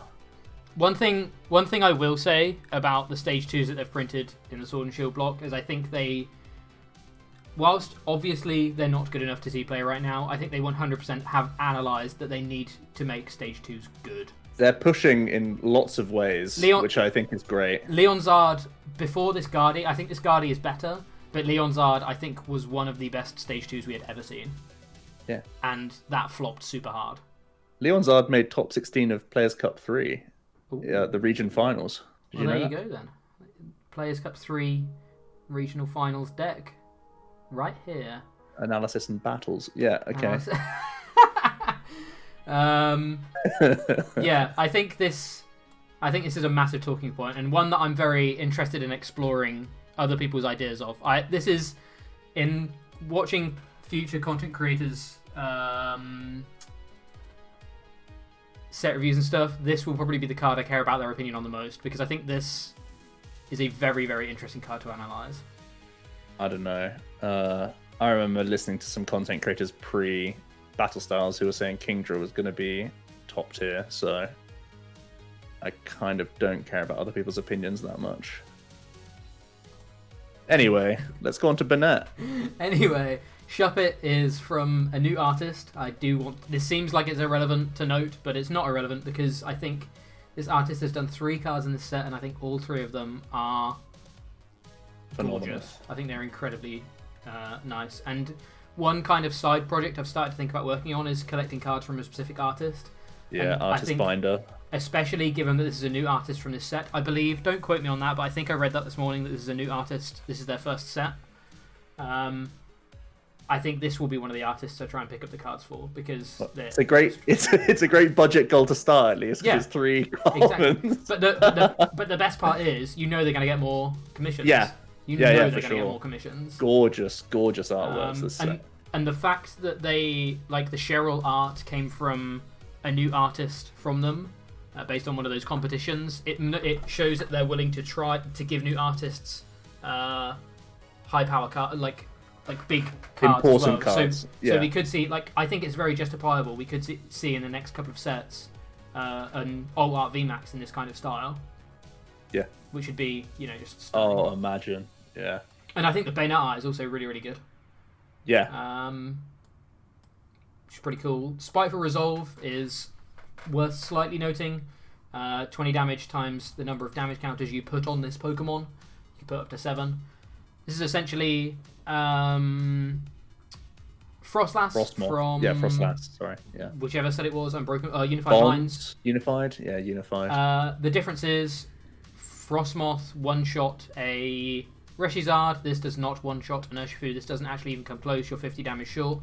If they'd let you put 1 damage counter more, I actually think this could have been an interesting tech card. But even then, Frostmoth was in a format. Frostlass was in a format with Ditto Prism, and this isn't. So. Yeah. And Frostlass was terrible. No, Frosty Boots. Hippopotass. Look at that smile. Look at that smile. I just like the one in the back that's about to have a nibble of him. That tail is mine. Someone just said there's no snow on the Shuppet because it's a ghost. There is snow on there. No, he's asking why there's snow on it. Oh, I see. Alright, Big Hippo doing nothing. Hippo, yeah, pretty rubbish. We've talked about the Gallade. I actually quite like the Gallade art, to be honest. I like that as well. He looks like he's got a really long leg, though. Yeah. Really long leg. Amazing Rockruff art. I like that they're doing. Obviously, they've said this is all going to be to do with the thingy set, the Crown Tundra from the games. Yeah. But I like that they've committed to that, and there's just a load of snow Pokemon. It's great. Yeah. I like seeing a theme for our set. Yeah. I actually really like the Lycanroc art as well. Lycanroc actually is an interesting one. Rogue Fang does 80 plus 10 more for each single strike in your discard pile. Obviously, that's testament to Vespiquen of the past. The difference is to fighting energy rather than just a DCE, which is obviously a lot worse.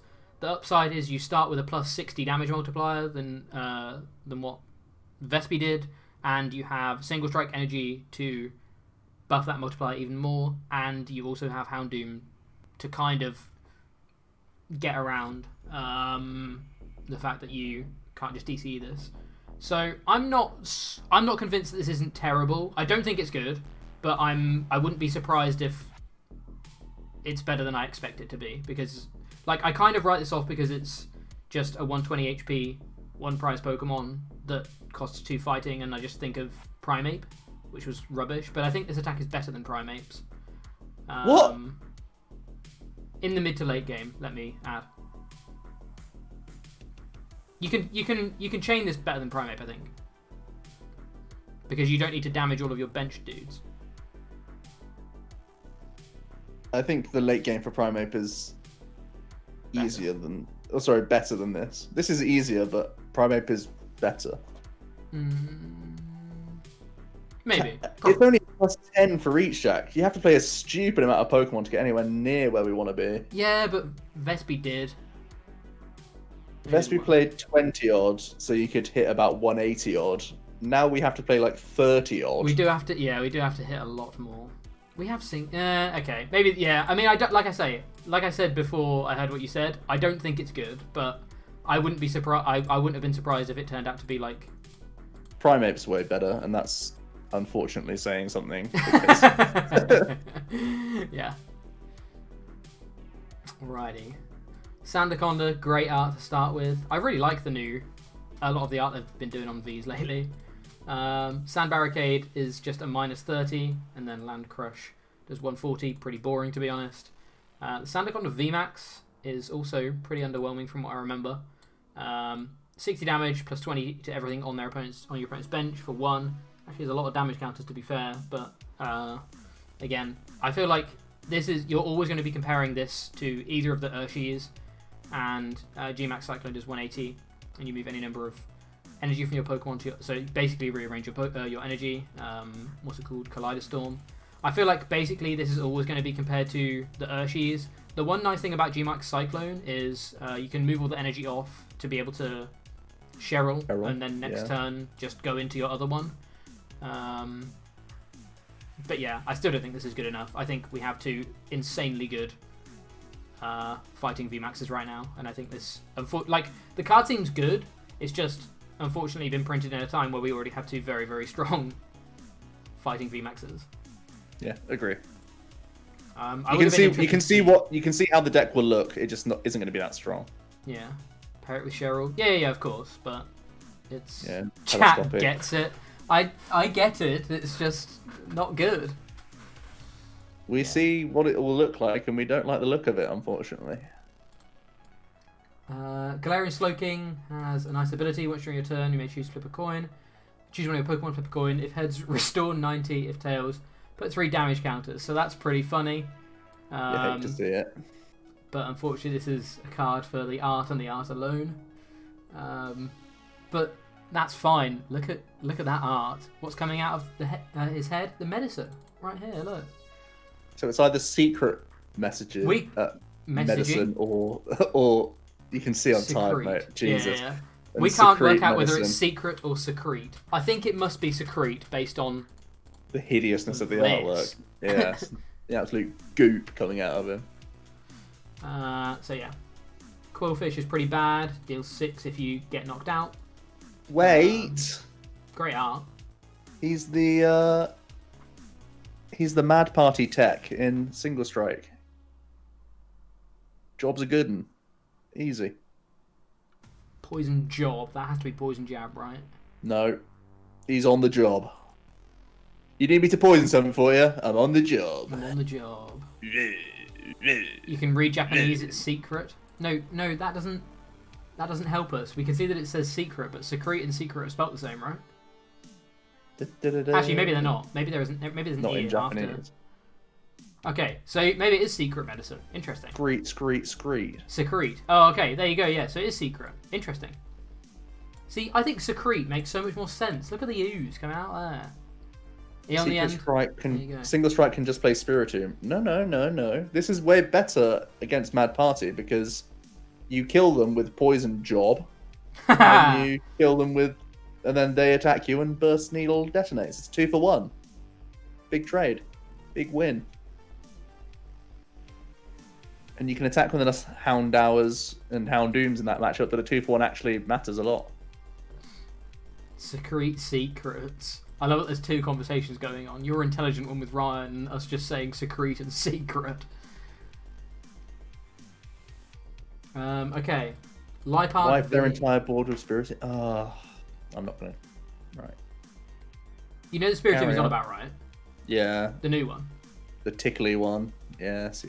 Okay. I just didn't know whether you were talking about. But you don't play Dark Energies in. Wait, is Spiritomb a colorless energy? It is, right? Then maybe not. I can't remember, honestly. Carry on. Lipard V, conceding claw once during your turn. When you play this Pokemon from your hand to your bench, wait, discard... it's Quillfish is the buff to Eternatus that we all needed. You make people pass into you. Broken. Oh, that is genius. That's broken. Is that broken? Conceding Claw lets you discard a tool when you play this from your hand to your bench. Maybe a one of an Eternatus is the only thing I can think. Probably a one of an Eternatus.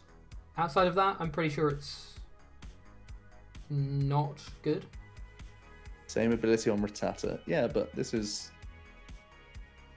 Trash better. card. This is better than playing a Scrapper or a Drill in a turn, I would say. Hold on. Trash card. Play. I'm going to say Trash card, same ability as on Rattata. I played 2 Rattata to a top 8 regional finish, thank you very much, Ember Power. Yeah, but you could detonate them off your board. You love to see that. Yeah, but this is plus 30. Yeah, too expensive an attack. You're never attacking with this. This isn't for the attack. Yeah, it's an ability. You're looking at the ability. It's actually got 2 abilities, because its initial ability is adding 30 damage to Eternus's attack, so... Good art. Very good art, you're right. Yeah, they're really doing well with the thingy arts. The V Pokemon arts lately. And this Aron, look at him. He's found some nuts and bolts, and he is absolutely chuffed with himself. Nibbling away. Laron's having a little sip. Yeah. And Aggron's going for a stroll. Yeah. Unfortunately, all of them are terrible. Tauros, Raging Bull, does 20 plus 20 more for each damage counter on this Pokemon. We've seen stuff like this before, but 130 HP is just not enough for you to be able to do any considerable amount of damage, even when you factor in the fact that you're able to put single strike energies on this with Houndoom to buff your damage as well. This still isn't doing much. Tauros rocks with cape. Tauros still gets knocked out whilst it's wearing a cape. Can't believe it. Tauros Cherim Cemetery. Let's go. Incredible. And I think the final... Oh no, it's not the final Pokemon line. We have a Porygon line. Again, fantastic art. In particular, Kami is an absolute genius. Yeah. Including this one. Taurus's worst tomb, right? Yeah. Substantially worse Spirit Team, yes. Bug Transmission. Whenever you attach an energy to this Pokemon, you may leave the opponent's active Pokemon confused. They'll already be confused when they see you playing this absolute art. Look at this. That's almost a cube card, but it would actually be my highest damage output attacker in the entire cube, which made me really upset. By a long way, right? By a long way. By about 50 damage. That card, they've printed that, and it's actually too good, which is annoying. This card is the best card in the set, ladies and gents. So you've heard it here first. That is disappointing. Okay, Teddy Ursa and Ursaring are binder fodder, but look at the art on them. Both have incredibly brilliant art. Tornadus V is another single strike Pokemon. Blows through does 20 plus 20 more. If there's a stadium in play, and Blast Hammer does 180, and you just got an energy from you. Again, this is essentially doing the same amount of damage as a single strike Urshifu, but you have to pay 1 more energy. So yeah, I don't know why you would play this over single strike Urshi. The VMAX, I guess to resist other Urshis. Ooh. The VMAX has Blast Wind 2 for 60. Don't know why it's got 2 for 60 when you'll see, well, a card from an earlier set has 1 for 60.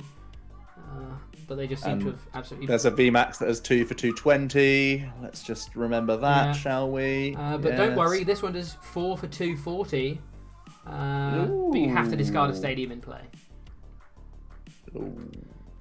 Tornadus is bad. Yes, Tornadus is obviously absolutely terrible. The only remotely good thing about this is the fact it has fighting resistance, and then you realise it has lightning weakness, and yeah, you're sad. And then finally, Furfrou, once again, as with most Furfrous, is pretty rubbish. Yeah, chat's saying you can. There's powerful colorless. There's single strike energy. So the vanilla 60, the vanilla 240 does get better, but it's still expensive. So let's just remember that. Yeah. And then finally onto the other half of the treats. And Tornadoes play Triple XL for like a month as well. Oh yeah, cool. Lovely arts on the Ledibur and Ledian. Start things off. You'd love to see that. Lovely art on the Celebi. Loo Leaf Dance lets you attach any number of grass energy from your hand to your Pokemon, which is pretty cool to be honest. Slashback lets you move to the bench. Again, all pretty mediocre. Celebi, once during your turn, you may heal 20 damage from each of your grass Pokemon. We've seen this on a basic before. It was actually pretty good on a basic. Was Shaman a flip, or was Shaman... Shaman was not 20 a turn, was it? Shaman was... You may hit, it was from 1. It wasn't for everything. Oh, right. But it wasn't a flip, right? It was a guaranteed. No, it was a guaranteed. Yeah, so we've seen stuff similar. Obviously, this is the whole board. So if you have 3 or 4 Celebes on the board, you're actually healing a lot of damage, which is pretty cool, especially in Rapid Strike format, where that's actually changing we have deck. Milotic in the game, don't we? Milotic does this effect, right? For all types, I'm pretty sure. Yes. So yeah, this is a worse Milotic, you're right. Max Plant does 130 and you can search for up to 2 Pokemon and put them into your hand. I don't know why, but this is just a worse... I'll grab my 2 Applins and I'll... You've said that, have you? I'll Turfield my Flaffle.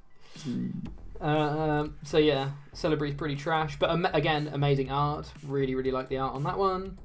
C-Dot, just happy chappy. Grookey, this is another potential great best art in the set. Look at that. Top whack, that is. Top whack.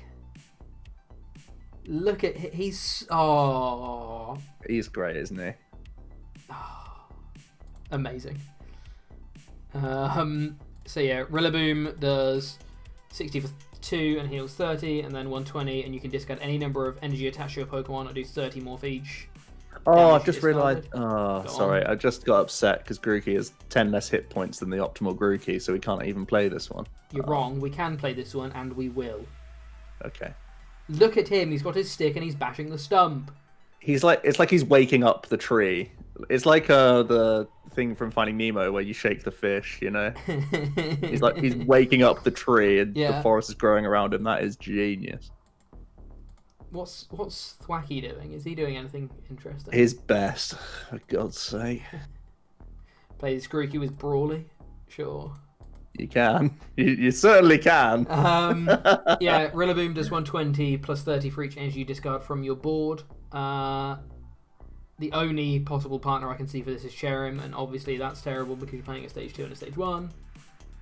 Oh, here we go. Best artwork of the set for me. Psyduck is the same the same artist as the Shuppet. Obviously very, very good. Golduck is absolutely trash, but again, pretty good art. This set has an insane amount of good art.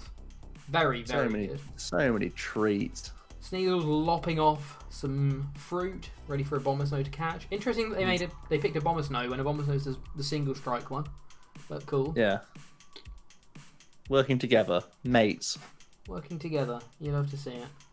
Weavile has 2-hit KO. If a defending Pokemon takes damage from a Rapid Strike Pokemon during your next turn, it's knocked out.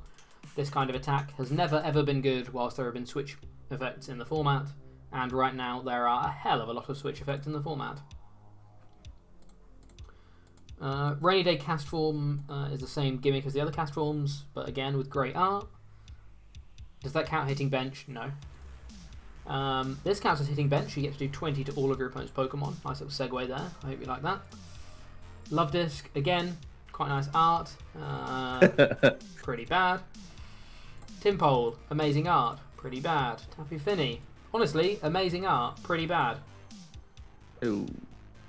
Yeah. Arctovish V, Primordial Freeze. Just pretty bad, this one. Yeah. This does lock GXs and Vs. Look at his stupid head, for God's sake. But once again, unfortunately, switch cards exist. So yeah, this isn't quite good enough. This is a target for Melanie. You're right. It certainly shouldn't be. Mareep is looking up into the sky. Look at that Flaffy. Flaffy is happy as hell. And Ampharos looks like it's in Team Rocket's basement building I don't know what he's doing. He's loving it though. I reckon he's. You know when people when teenagers have a basement where they've got a load of radios because they want to be a DJ. Yeah. I feel like Amphros wants to be a DJ in this. Yeah. Obviously terrible. 180 for 2. Ooh. Blitzel, Strand. Only if they have energy, of course. Yeah, it's true. He's in the lighthouse. Yeah, true. How do we go from Forbidden Light Buzzwole to Weavile? Oh, and Ultra Prism Weavile to this rubbish. I mean, there's still been some good 1 prizes.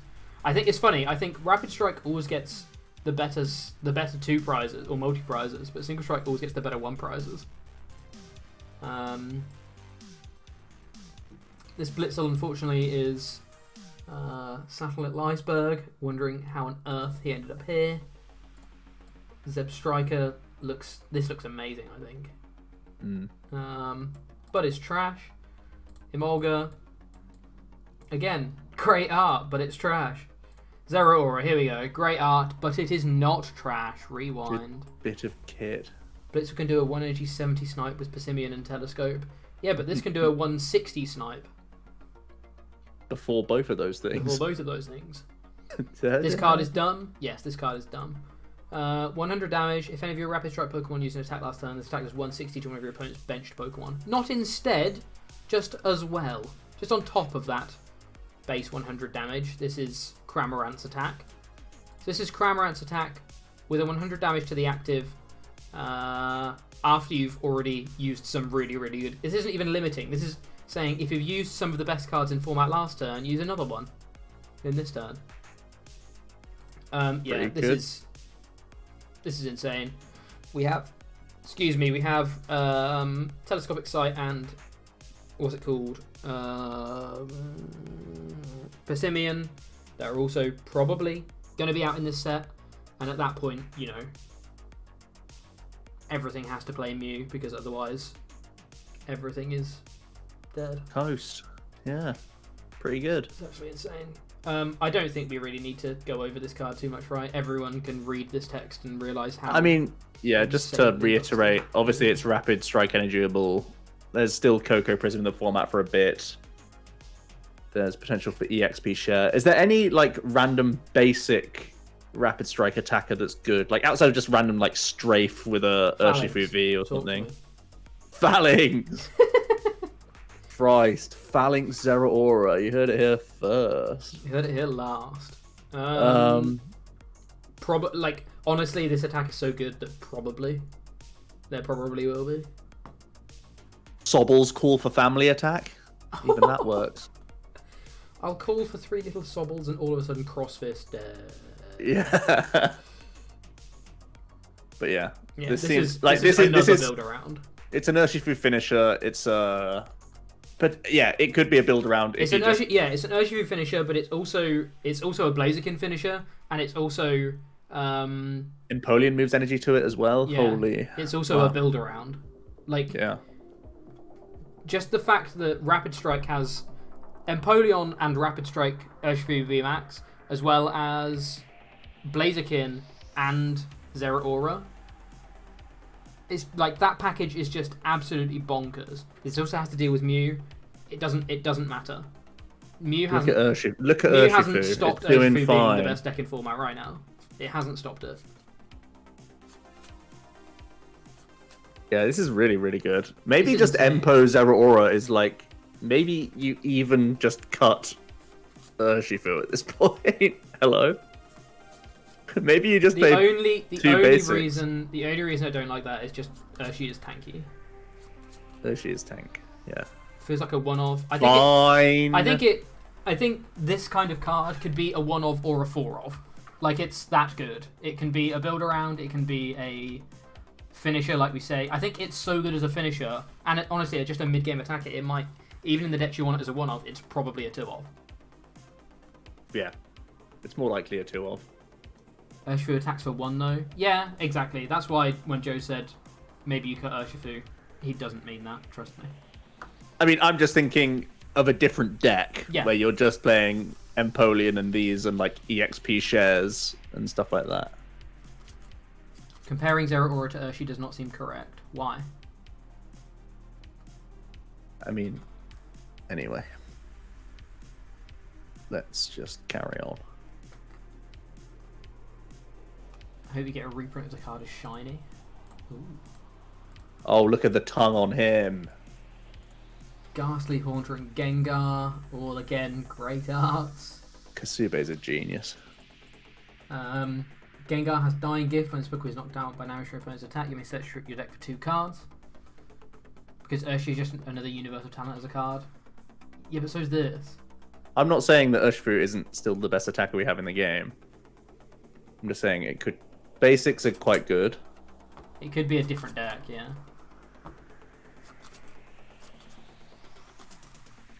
Once Dede is out, isn't this a bit weak? Does it just die to Urshi? No, because you have so many damage mods, you can kill Crobats and Eldergosses and Cricketune and all of that stuff.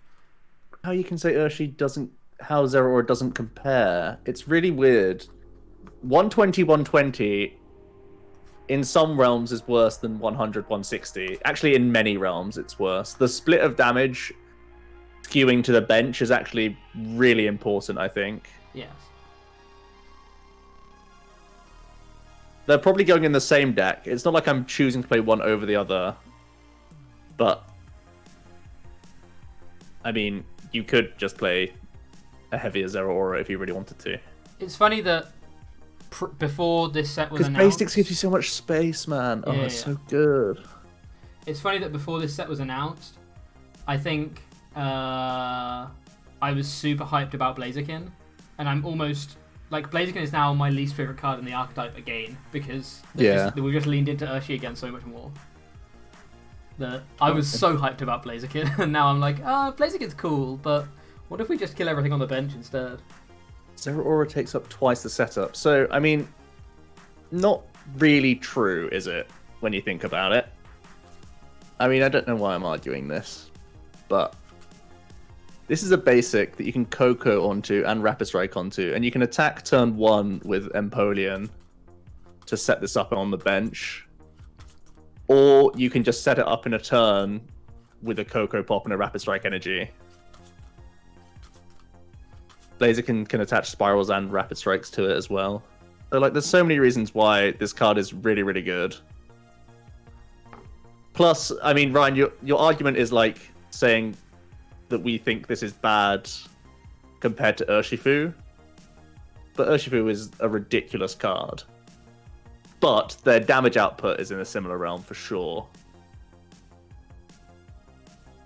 You trade slightly less flexibility for being a basic and the skew of damage being better. And I think that's one better whilst... If you're saying because Urshi doesn't lose to Mew, this card doesn't either, I disagree with that. Yeah, okay, this is obviously worse against Mew. But the thing is, you're not playing a quad Zeraora no other attacker deck. Obviously, you're not doing that. You're obviously playing other attackers that synergize with the deck that allow you to deal with Mew more easily. Obviously. Dragapult. What? Sorry, what? Did someone... Was that you, Joe? That's not even bad. That's not even a bad idea. You try Drag Fu, Jack. This is easier. I don't know. It sounds... maybe. Maybe this is the new Drag Fu. Dragora. 1 EXP share, 1 Zeraora. Done. Job's good. See ya. Oh my... Just the fact that we can Cresselia to Dragapults is so exciting. I've never been able to attach cool, with right? Dragapults. Yeah. Fellas both will see play. Yeah, exactly. Anyway, we've been live for 2 hours. We need to wrap this up. So yeah, Gengar searches for cards, but it's a stage 2, so it's rubbish. Sableye. Ah, you're joking. Sableye, great art. Look at him running through the mines. I know. He's literally like, these are all of my favourite things. Where do I start? He's literally skipping. Okay, Cresselia. They're all mine. Sorry, carry on. Cresselia, now, bear with me here. This is something that I argued the first time Cresselia was revealed. Someone said Cresselia is fantastic, move along, 5 out of 5 stars. I don't think this isn't as good as Volg. First off, this isn't as good as Volg. The cards in a vacuum are identical. The difference is Volk has Giant Hearth. So the fact that you're taking outs of your deck is a bit annoying. That doesn't mean this card is bad. I'm just saying it's not as good as Volk. Volk is an exceptionally good setup Pokemon. This is as good when compared to exactly Volk, but when looking at the greater scheme of things, we don't have Giant Hearth, so it's not as good, especially when you need Psychic Energies in your hand to be able to draw with Calyrex. So, yes. It's not as good. It's still good, but it's not as good. It's good for other fringe archetypes like Dragapult, though, which is good. And I think Chris Elliott is still good enough to play because attaching 3 energy on turn 1, we've seen with Volk, is... This is also less flexible than Volk because it has to be to one target, which is obviously a lot worse. Anti-synergy with Guardi and Kali. Exactly. So yeah, this with Guardi Kali, yeah. This isn't as good as Volk. I do still think this is probably played in the deck. But I don't think, like, there was a time where fire decks were all in turn 2 Volk, and if you didn't turn 2 Volk, it was like missing Welder. I don't think that's as detrimental with this. Interestingly, this could be a Green's Dragapult card where you play four of them, and they are your turn 1 play, which is kind of. I love having more basics in a Greens deck as well because exactly. Well, these are the skewers for you, right? I'm gonna say the annoying part about Greens decks is you give them about 6 cards before you get into the game, and then your first Greens has to be for a reset snap or something just to level the playing field again. And the Mew Mew synergy is very cool. The Mew Mew synergy, obviously, people are trying Star Search right now, which is embarrassing in comparison. So, Crest, Trevnoir, Marnie, Path the Peak. Exactly, that's actually like a realistic thing. That's grim. Right. This never leaves the chat, all right? No one tell anyone about that combo because I'm bored just thinking about it. Greens, Trevnoir. Yeah, exactly. So yeah, this is worse than Volk, but I still think it's probably good enough in Psychic decks. I think when you have the 8 Ball Search outs for it, you just play 1 and it's the right option in some matchups and some situations. Yeah. And then it also has, it's damage ramp, which is just good. And then obviously Photon Laser is also worse than Volk's attack, but well, 10 more damage, but 2 more energy. Anyway. Is Ryan actively griefing today? Green's 12 Rail's not good. We've tried it. You haven't tried it with a +3 energy to the bench turn 1. Grief. Look at that Golett. Genius. Juggling. Lovely Golurk as well, but again, pretty trash. Inkay. Oh, look at that Inkay art. He's got a Moo Moo Cheese. Yeah, I'm really sad there wasn't Suspicious Tinny in here. Maybe there is. Maybe that's what that bean is. Oh, actually, I do think the Tinny's a different. Yeah, it's a big. It's got a purple eye on the Tinny. Yeah, right. Oh, Ryan, just start your own YouTube channel then, mate. Jesus, can't be bothered today. I haven't seen this Malamar. 40 damage, mirror. It's basically a Galarian Mr. Rhyme. Oh. Okay. Yeah. Okay. But you don't have Ball Guy. You don't have Ball Guy, but you do have great art. So yeah, that's the. Got some great art. Got some treats. Yeah, Cutifly and. Link for the website. Am I able to drop links in here? I am, right? Do I have the power to drop links? Oh, I do. There you go. We can follow along. So yeah, Cutifly and Ribombee are. Ryan, it's fine. It's fine. I mean, here we go. Shadow Rider. This is the big one. This is probably the best Pokemon in the set. Shadow Mist for 1 Psychic locks Special Energy and Stadiums from your opponent. As we've said, is actually pretty relevant with Path of the Peak existing, but yeah, and also with the amount of random Special Energy that are just good right now. Tons, yeah. Nuts. And then Astral Barrage doing 3 for 250, 2 5 damage counter drops can be good for setting bits attacks up, especially given that Max Geist, I think, won't be getting one-shots. But yeah, I'm not overly impressed with Astral Barrage, but the fact that it already looks like we're moving more towards a like Jirachi engine-y meta. This actually is it's pretty scary for that. Just because, you know, even though this is only 5 damage counters, a couple of Ziggy pings and stuff like that, and all of a sudden, you're taking some prizes here and there. Pretty dicey, yeah. Delete's Mad Party. Delete's Mad Party. That's funny. So yeah, that's the basic. Stage 1, Hellgate. Once during your turn, you may attach a Psychic Energy from hand to one of your bench Psychic Pokemon. If you do, draw 2 cards. Obviously, I've already done this argument with chat, how this isn't trade. This is attaching an energy with the upside of drawing 2 cards. This isn't trade. But yeah, this is good. Obviously, you're drawing cards and attaching energy. 2/3 of a Melanie, mate. Broken. 2/3 of a Melanie, and it's not your supportive turn. Broken. Yeah. Obviously, this is good. It's not as good late game as trade was. You will run out of Hell's Gates. Yeah. Is basically what we're saying. Yeah, again, you don't run out of trades, you do run out of Hell's Gates. Essentially, my argument was trade is a reset stamp out always. This is not. And trade could get rid of any card you wanted, whereas you have to have specific cards to trade in your deck, and the fact that Zoroark decks could get away playing like 4 DCE and like 3 fighting energy or whatever because they could trade whatever they wanted means that they had a load of space to play a load of one-offs and a load of random cards that they could trade later on. This has to play like upwards of 12 energy. That means that you don't have all of the nice random one-off splashable text that Zoroark used to play. So yeah, this is very, very, very different to Zoroark. People then thought I was saying it was bad. I'm not saying it's bad. I'm saying it's very different to Zoroark. This is obviously good.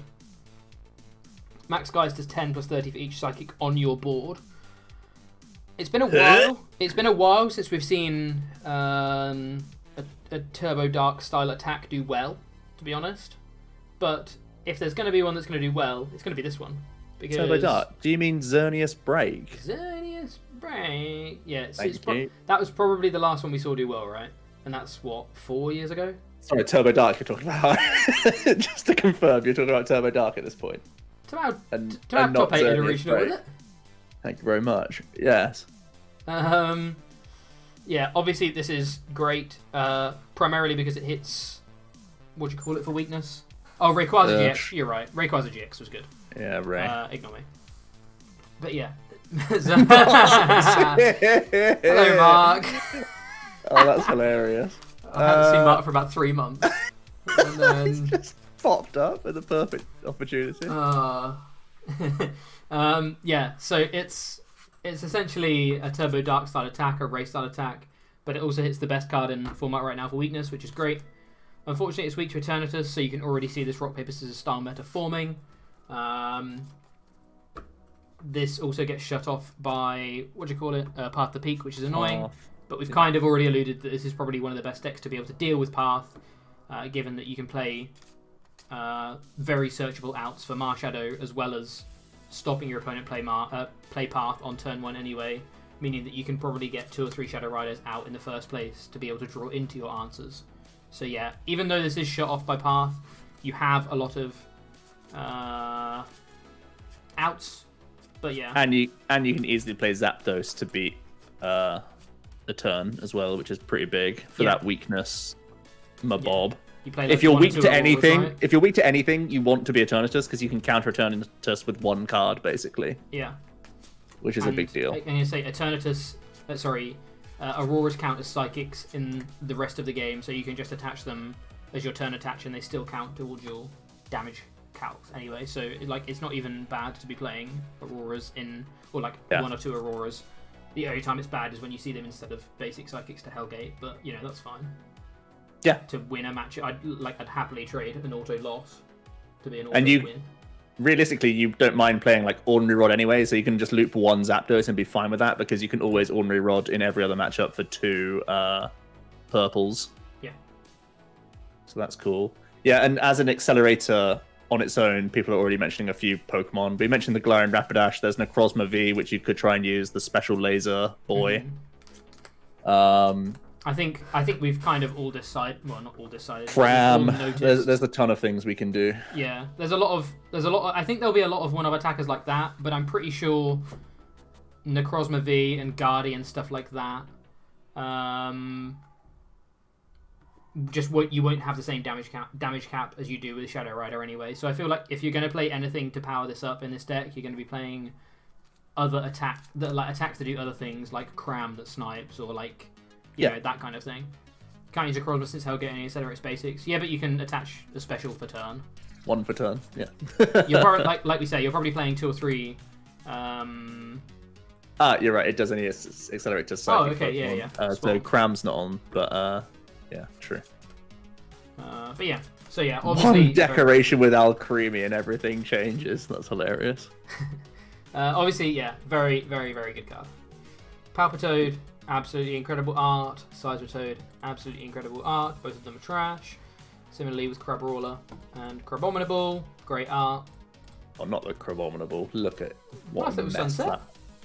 Yeah, but when you're actively trying to look away from the main Pokemon, yeah, Jesus. Right. You're right. Great Clobbopus art, obviously. Grapplocked. Increase your opponent's active Pokemon's retreat by 2. So Sander will probably end up playing this. Oh, I think no. Obviously he won't. But if we add what do you call it? Ditto Prism. Like, there's so many of these random stage 1 Pokemon with cool abilities that are just never going to be good because Ditto Prism rotated. Yeah, Coughing. So this is the other kind of acceleration archetype. Oh, let me move this. In this set, the Wheezing package. We do have a better Coughing as well, don't forget. Yes, we have Ascension Coughing. So yeah.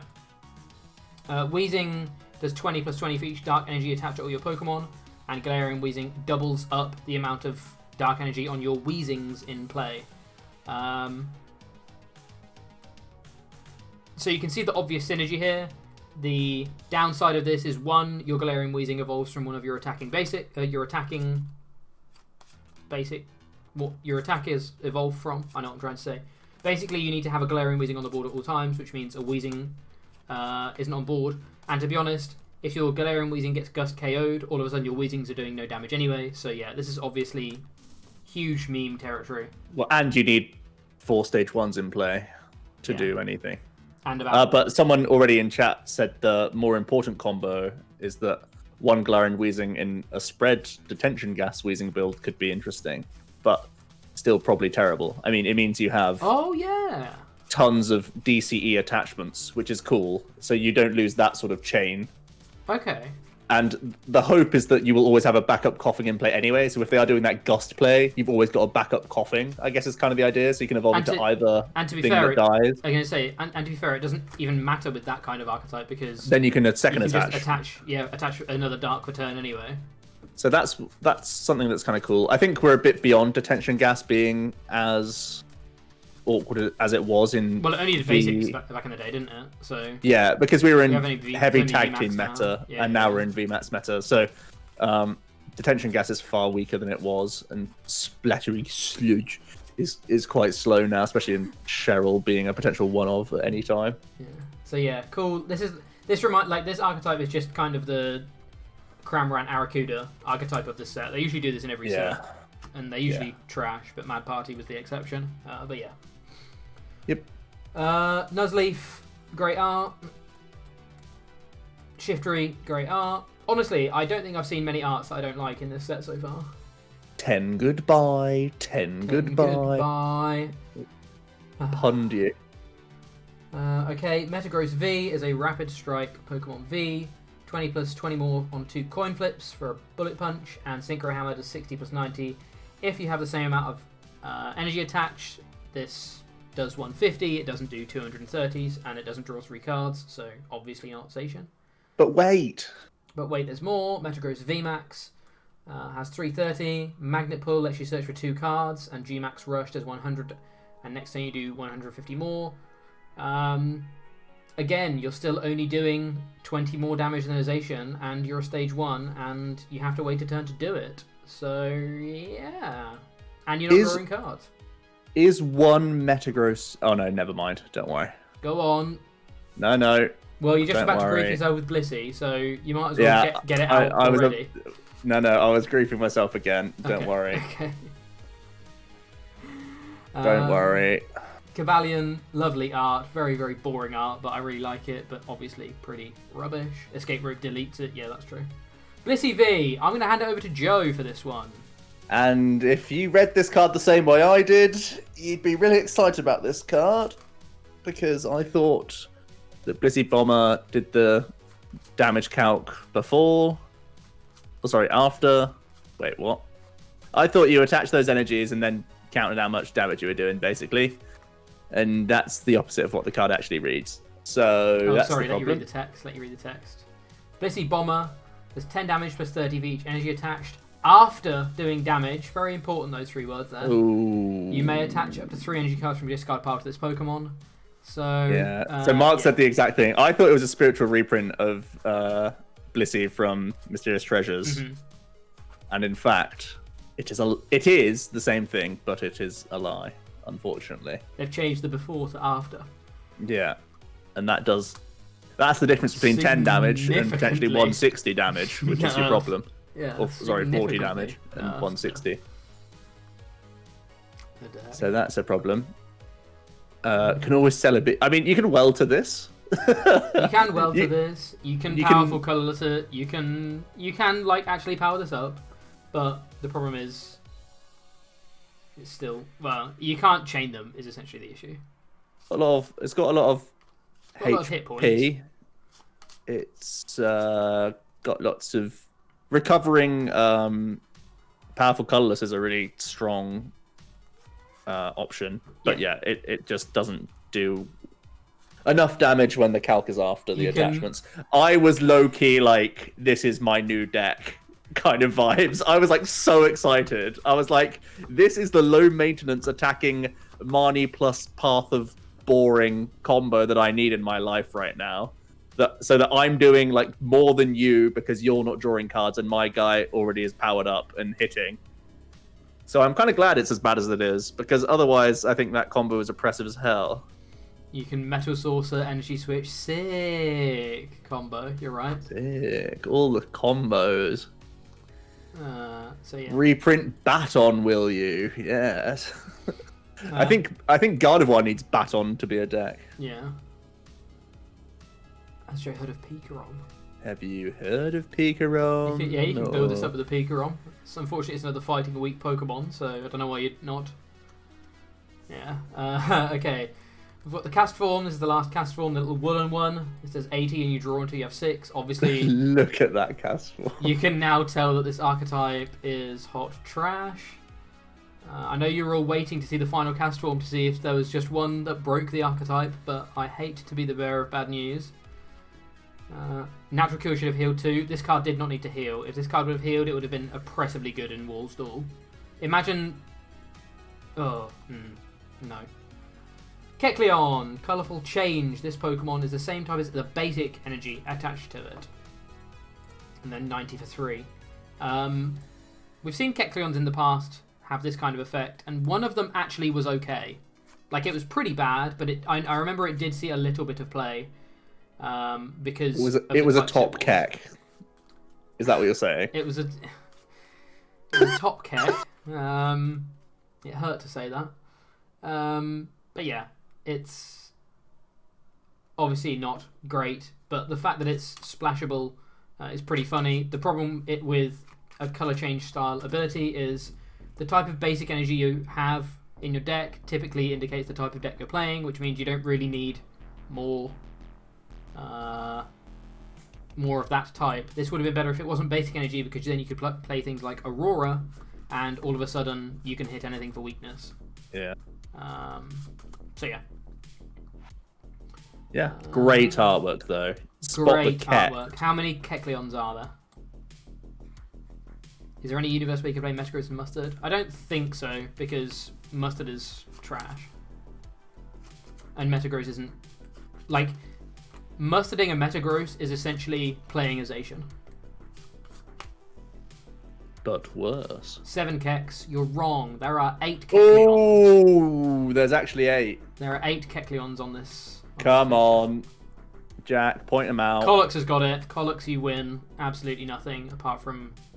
congratulations. You have working eyes. 1 here, 2, 3 with the blue one, 4 with the red one, 5 with the massive upside down one, 6 with this one here, 7 with the purple one, and 8 the little one sleeping down here. They're not many little people noggin at the bottom. Do not fall for that. It is not a branch. This is not a drill. Okay. Fletchling screaming, lovely art. Fletchinder diving, lovely art. Talonflame, terrible, and honestly not great art. Squover, best art in the set. Argue with me, go on, I dare you. That is Pog, isn't it? Running towards that giant tree. And then Peter Greedent. I don't know what this grief is, but sure, Peter Greedent. Brazen Tail, prevent all effects of your opponent's crushing hammers is essentially what this ability reads. Peter Griffin reference, okay, sure, but Greedent and Griffin don't sound similar, so it's a weak one, but we'll go with it. Fletching draws 4 turn 2. It does, but you have 40 hit points. Oh, okay. And you spend energy to attack. So yeah, this is obviously great for crushing hammers. The issue is it's a stage 1, and I don't think that you will play a stage 1 just as much as hammers are oppressive and annoying and everyone hates them. I don't think people will be playing a stage 1 to mitigate them. And moreover, Carbink had this ability on a basic, albeit it was a time where crushing hammer wasn't as annoying. But yeah, my thought on this was the only deck that really needs it is a turn, which can't even play it. I think there's a lot of decks that would like it. I don't think a turn is the only one, but a turn is probably one of the most important ones, and yeah, it can't play it, which is pretty funny. So yeah, a great ability. Unfortunately, stage 1 means I don't think this will see play. Yeah, agree. So yeah, that's our very long impressions. Long first impressions of... Long impressions. Silver we got the artworks in there, which is important. We did get all the artworks. Key highlights. Let's go through some highlights just quickly. Blissey, obviously. I think Ice Rider Calyrex is a bit of a highlight. Joe's Enlightened Beyond, the other pony, Galarian Rapidash, that might not be terrible. We'll have to wait and see. Seems good to me. Yeah. I think Gardevoir is the card that warrants the most discussion in this set. It's a trap. I feel like it's a trap noir. Yeah, I think it... Jesus, I just stopped being able to breathe there. Yes, I think it's a massive trap, but... yeah, I think this is 100% the card that deserves the most discussion because I think it's a very, very interesting card to evaluate. But yeah, Joe and I are firmly in the belief of it still not being good enough, even with water dupes and an insane ability. I'm actually really excited to play with Peony. I think that's one of the most interesting cards for me because it's a real puzzle. Yeah.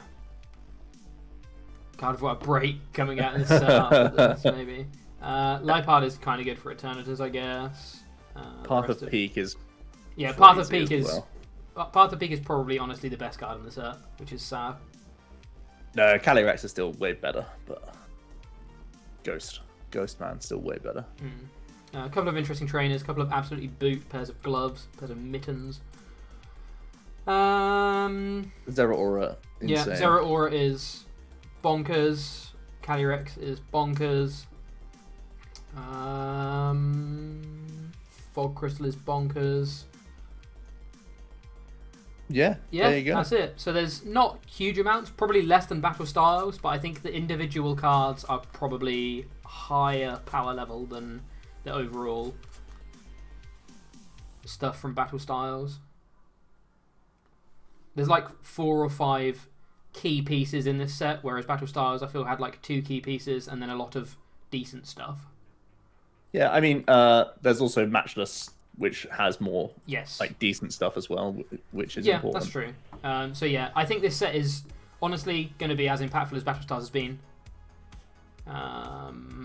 which is good, I guess. I like I mean, it's weird to say that I don't like it when sets don't make an impact, but it's just because we've come off the back of Vivid Voltage and Shining Fates, which literally changed nothing. But at the same time, typically every set changes something. It's actually rare that we have a set like Vivid Voltage that changes nothing. And then, unfortunately, this was the year where we then got Shining Fates, which also changed nothing. So this will be changing plenty this set. Yeah. This shouldn't be a surprise that it's changing plenty. But yeah, I'm glad it is because, yeah, it's good. Vivid Voltage changed nothing. Don't talk about my Whimsicott like that. Excuse me. Have you heard of Whimsicott? Battle Styles didn't change much. That's something that I have to hugely disagree with. We're not getting all of this set in Chilling Reign. Yeah, there are some cards that are going to be cut. We will probably wait until we have a better idea of what's going to be cut before we do any kind of set review, just because... I mean, this is our June set, so we'll be doing a set review a month before. Yes. The only reason it might be a little bit later is just because if we can't predict what's going to be cut, then it... Oh, right. Yeah, of course. As soon as we have confirmation, a decent stab of the full set list, we will do the set review, but yeah. Will we ever be able to buy cards in store again? Yes, of course you will. So yeah, thanks for tuning in, everyone. A lot of good discussion today. You enlightened us on a lot of combos, I imagine. Hopefully we shed some light on a couple of combos for you guys as well. And yeah, I don't know when either of us will be back. I think we're both pretty busy this weekend, so I don't know whether there'll be any streams this weekend, but... yeah, probably in the week next week, most likely. Yeah, I'm building cast form right now. GG's. When's the CCG party weekend? Excuse me, Benji? Message me. What are you on about? This is another party I haven't been invited to. Is Sander partying because of that new supporter card that's been released? Demand us YouTube video from Choosing Blissy. Thanks to chat, as always. Cheers, Ryan. Hype for the... I will be playing. I'll have... Like, I feel like I have a connection to Blissy now, and I probably do have to do some videos with it. Yeah. That's a tabletop for sure, that is. Rev that up. That is a tabletop for sure. Oh, imagine having to move all this energy. Can we not? You're playing it. I'm not playing it. I'll drag this one and this one and this one. Joe made a 30-minute Snorlax VMAX video. Oh, this is something that I'm interested in while you guys are here, just quickly. There's going to be a survey going out very shortly, but whilst I have all of your attention, just out of interest, how long of a deck review video would you consider optimal? Because this is something that a lot of people disagree on. Tabletop when set confirmed. Tabletop will probably be 4 hours. What a start! What a start! Oh, we're done. This is a divisive topic. I mean, the data tells us it's half an hour. The data tells us it's half an hour. Yeah. Longer the better. You watch them during work. Yeah, I alluded to it on the Twitter the other day, but there will be lots of things coming to Omnipoke, and maybe some differences in how we do things. But I'm kind of curious as to what people think. Deck review includes matches. Interestingly, no one said 8 minutes 31 seconds yet, which is a bit disappointing. I like the length you guys work because you have great explanations. Okay, that's good. I appreciate that because that's something I think we do well. 24-hour deck review.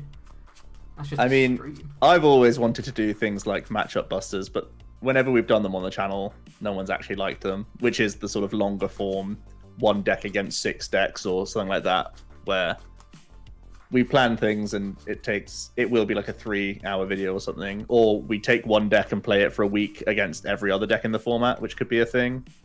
There's lots of ideas that we have, but none of these sorts of things have really... Going by the little stats, trials that we've done with them have never been well received. So. Yeah, I think the way we trial content in the future is going to be a bit different, but Yeah, I think we take one or two more stabs at it, and then we probably eventually just have to accept that no one wants matchup busters. The thing is, like, I bloody love matchup busters. The weird thing is, like, when I watch other card games, I watch like fun meme decks when I'm like a casual, but then like I love watching matchup spreads and how like the in-depth nuances to matchups is like such important information for people if they're actually going to play like a deck in a tournament. I feel like it's so valuable and still interesting.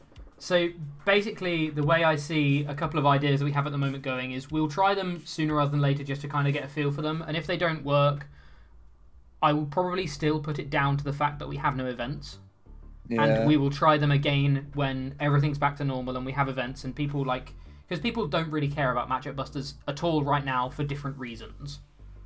So it's not necessarily our fault if people don't like the matchup busters. If people don't like them when we're knee-deep in a season and people actually need to know how to beat one deck with another, then okay, maybe people don't want matchup busters, but yeah.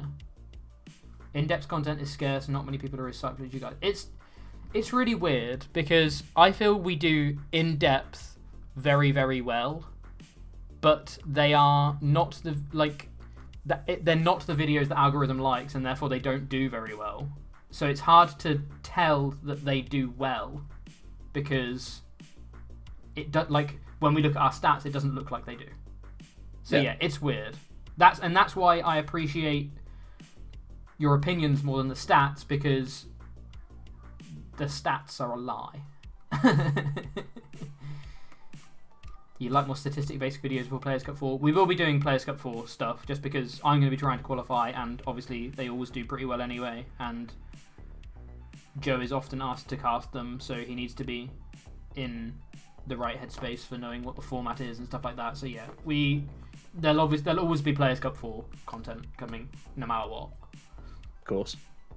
And I think it works well. The Dino data made my life easier. Like, it made the preparation quite long, but it made my life easier in presenting the data to people in an easy way, and not just sort of taking my word / my testing of matchups, because it's not always that fair, because I tend towards certain archetypes over others, which made my biases change some things, where like I would find I had a positive into this matchup because I've played X deck so much more.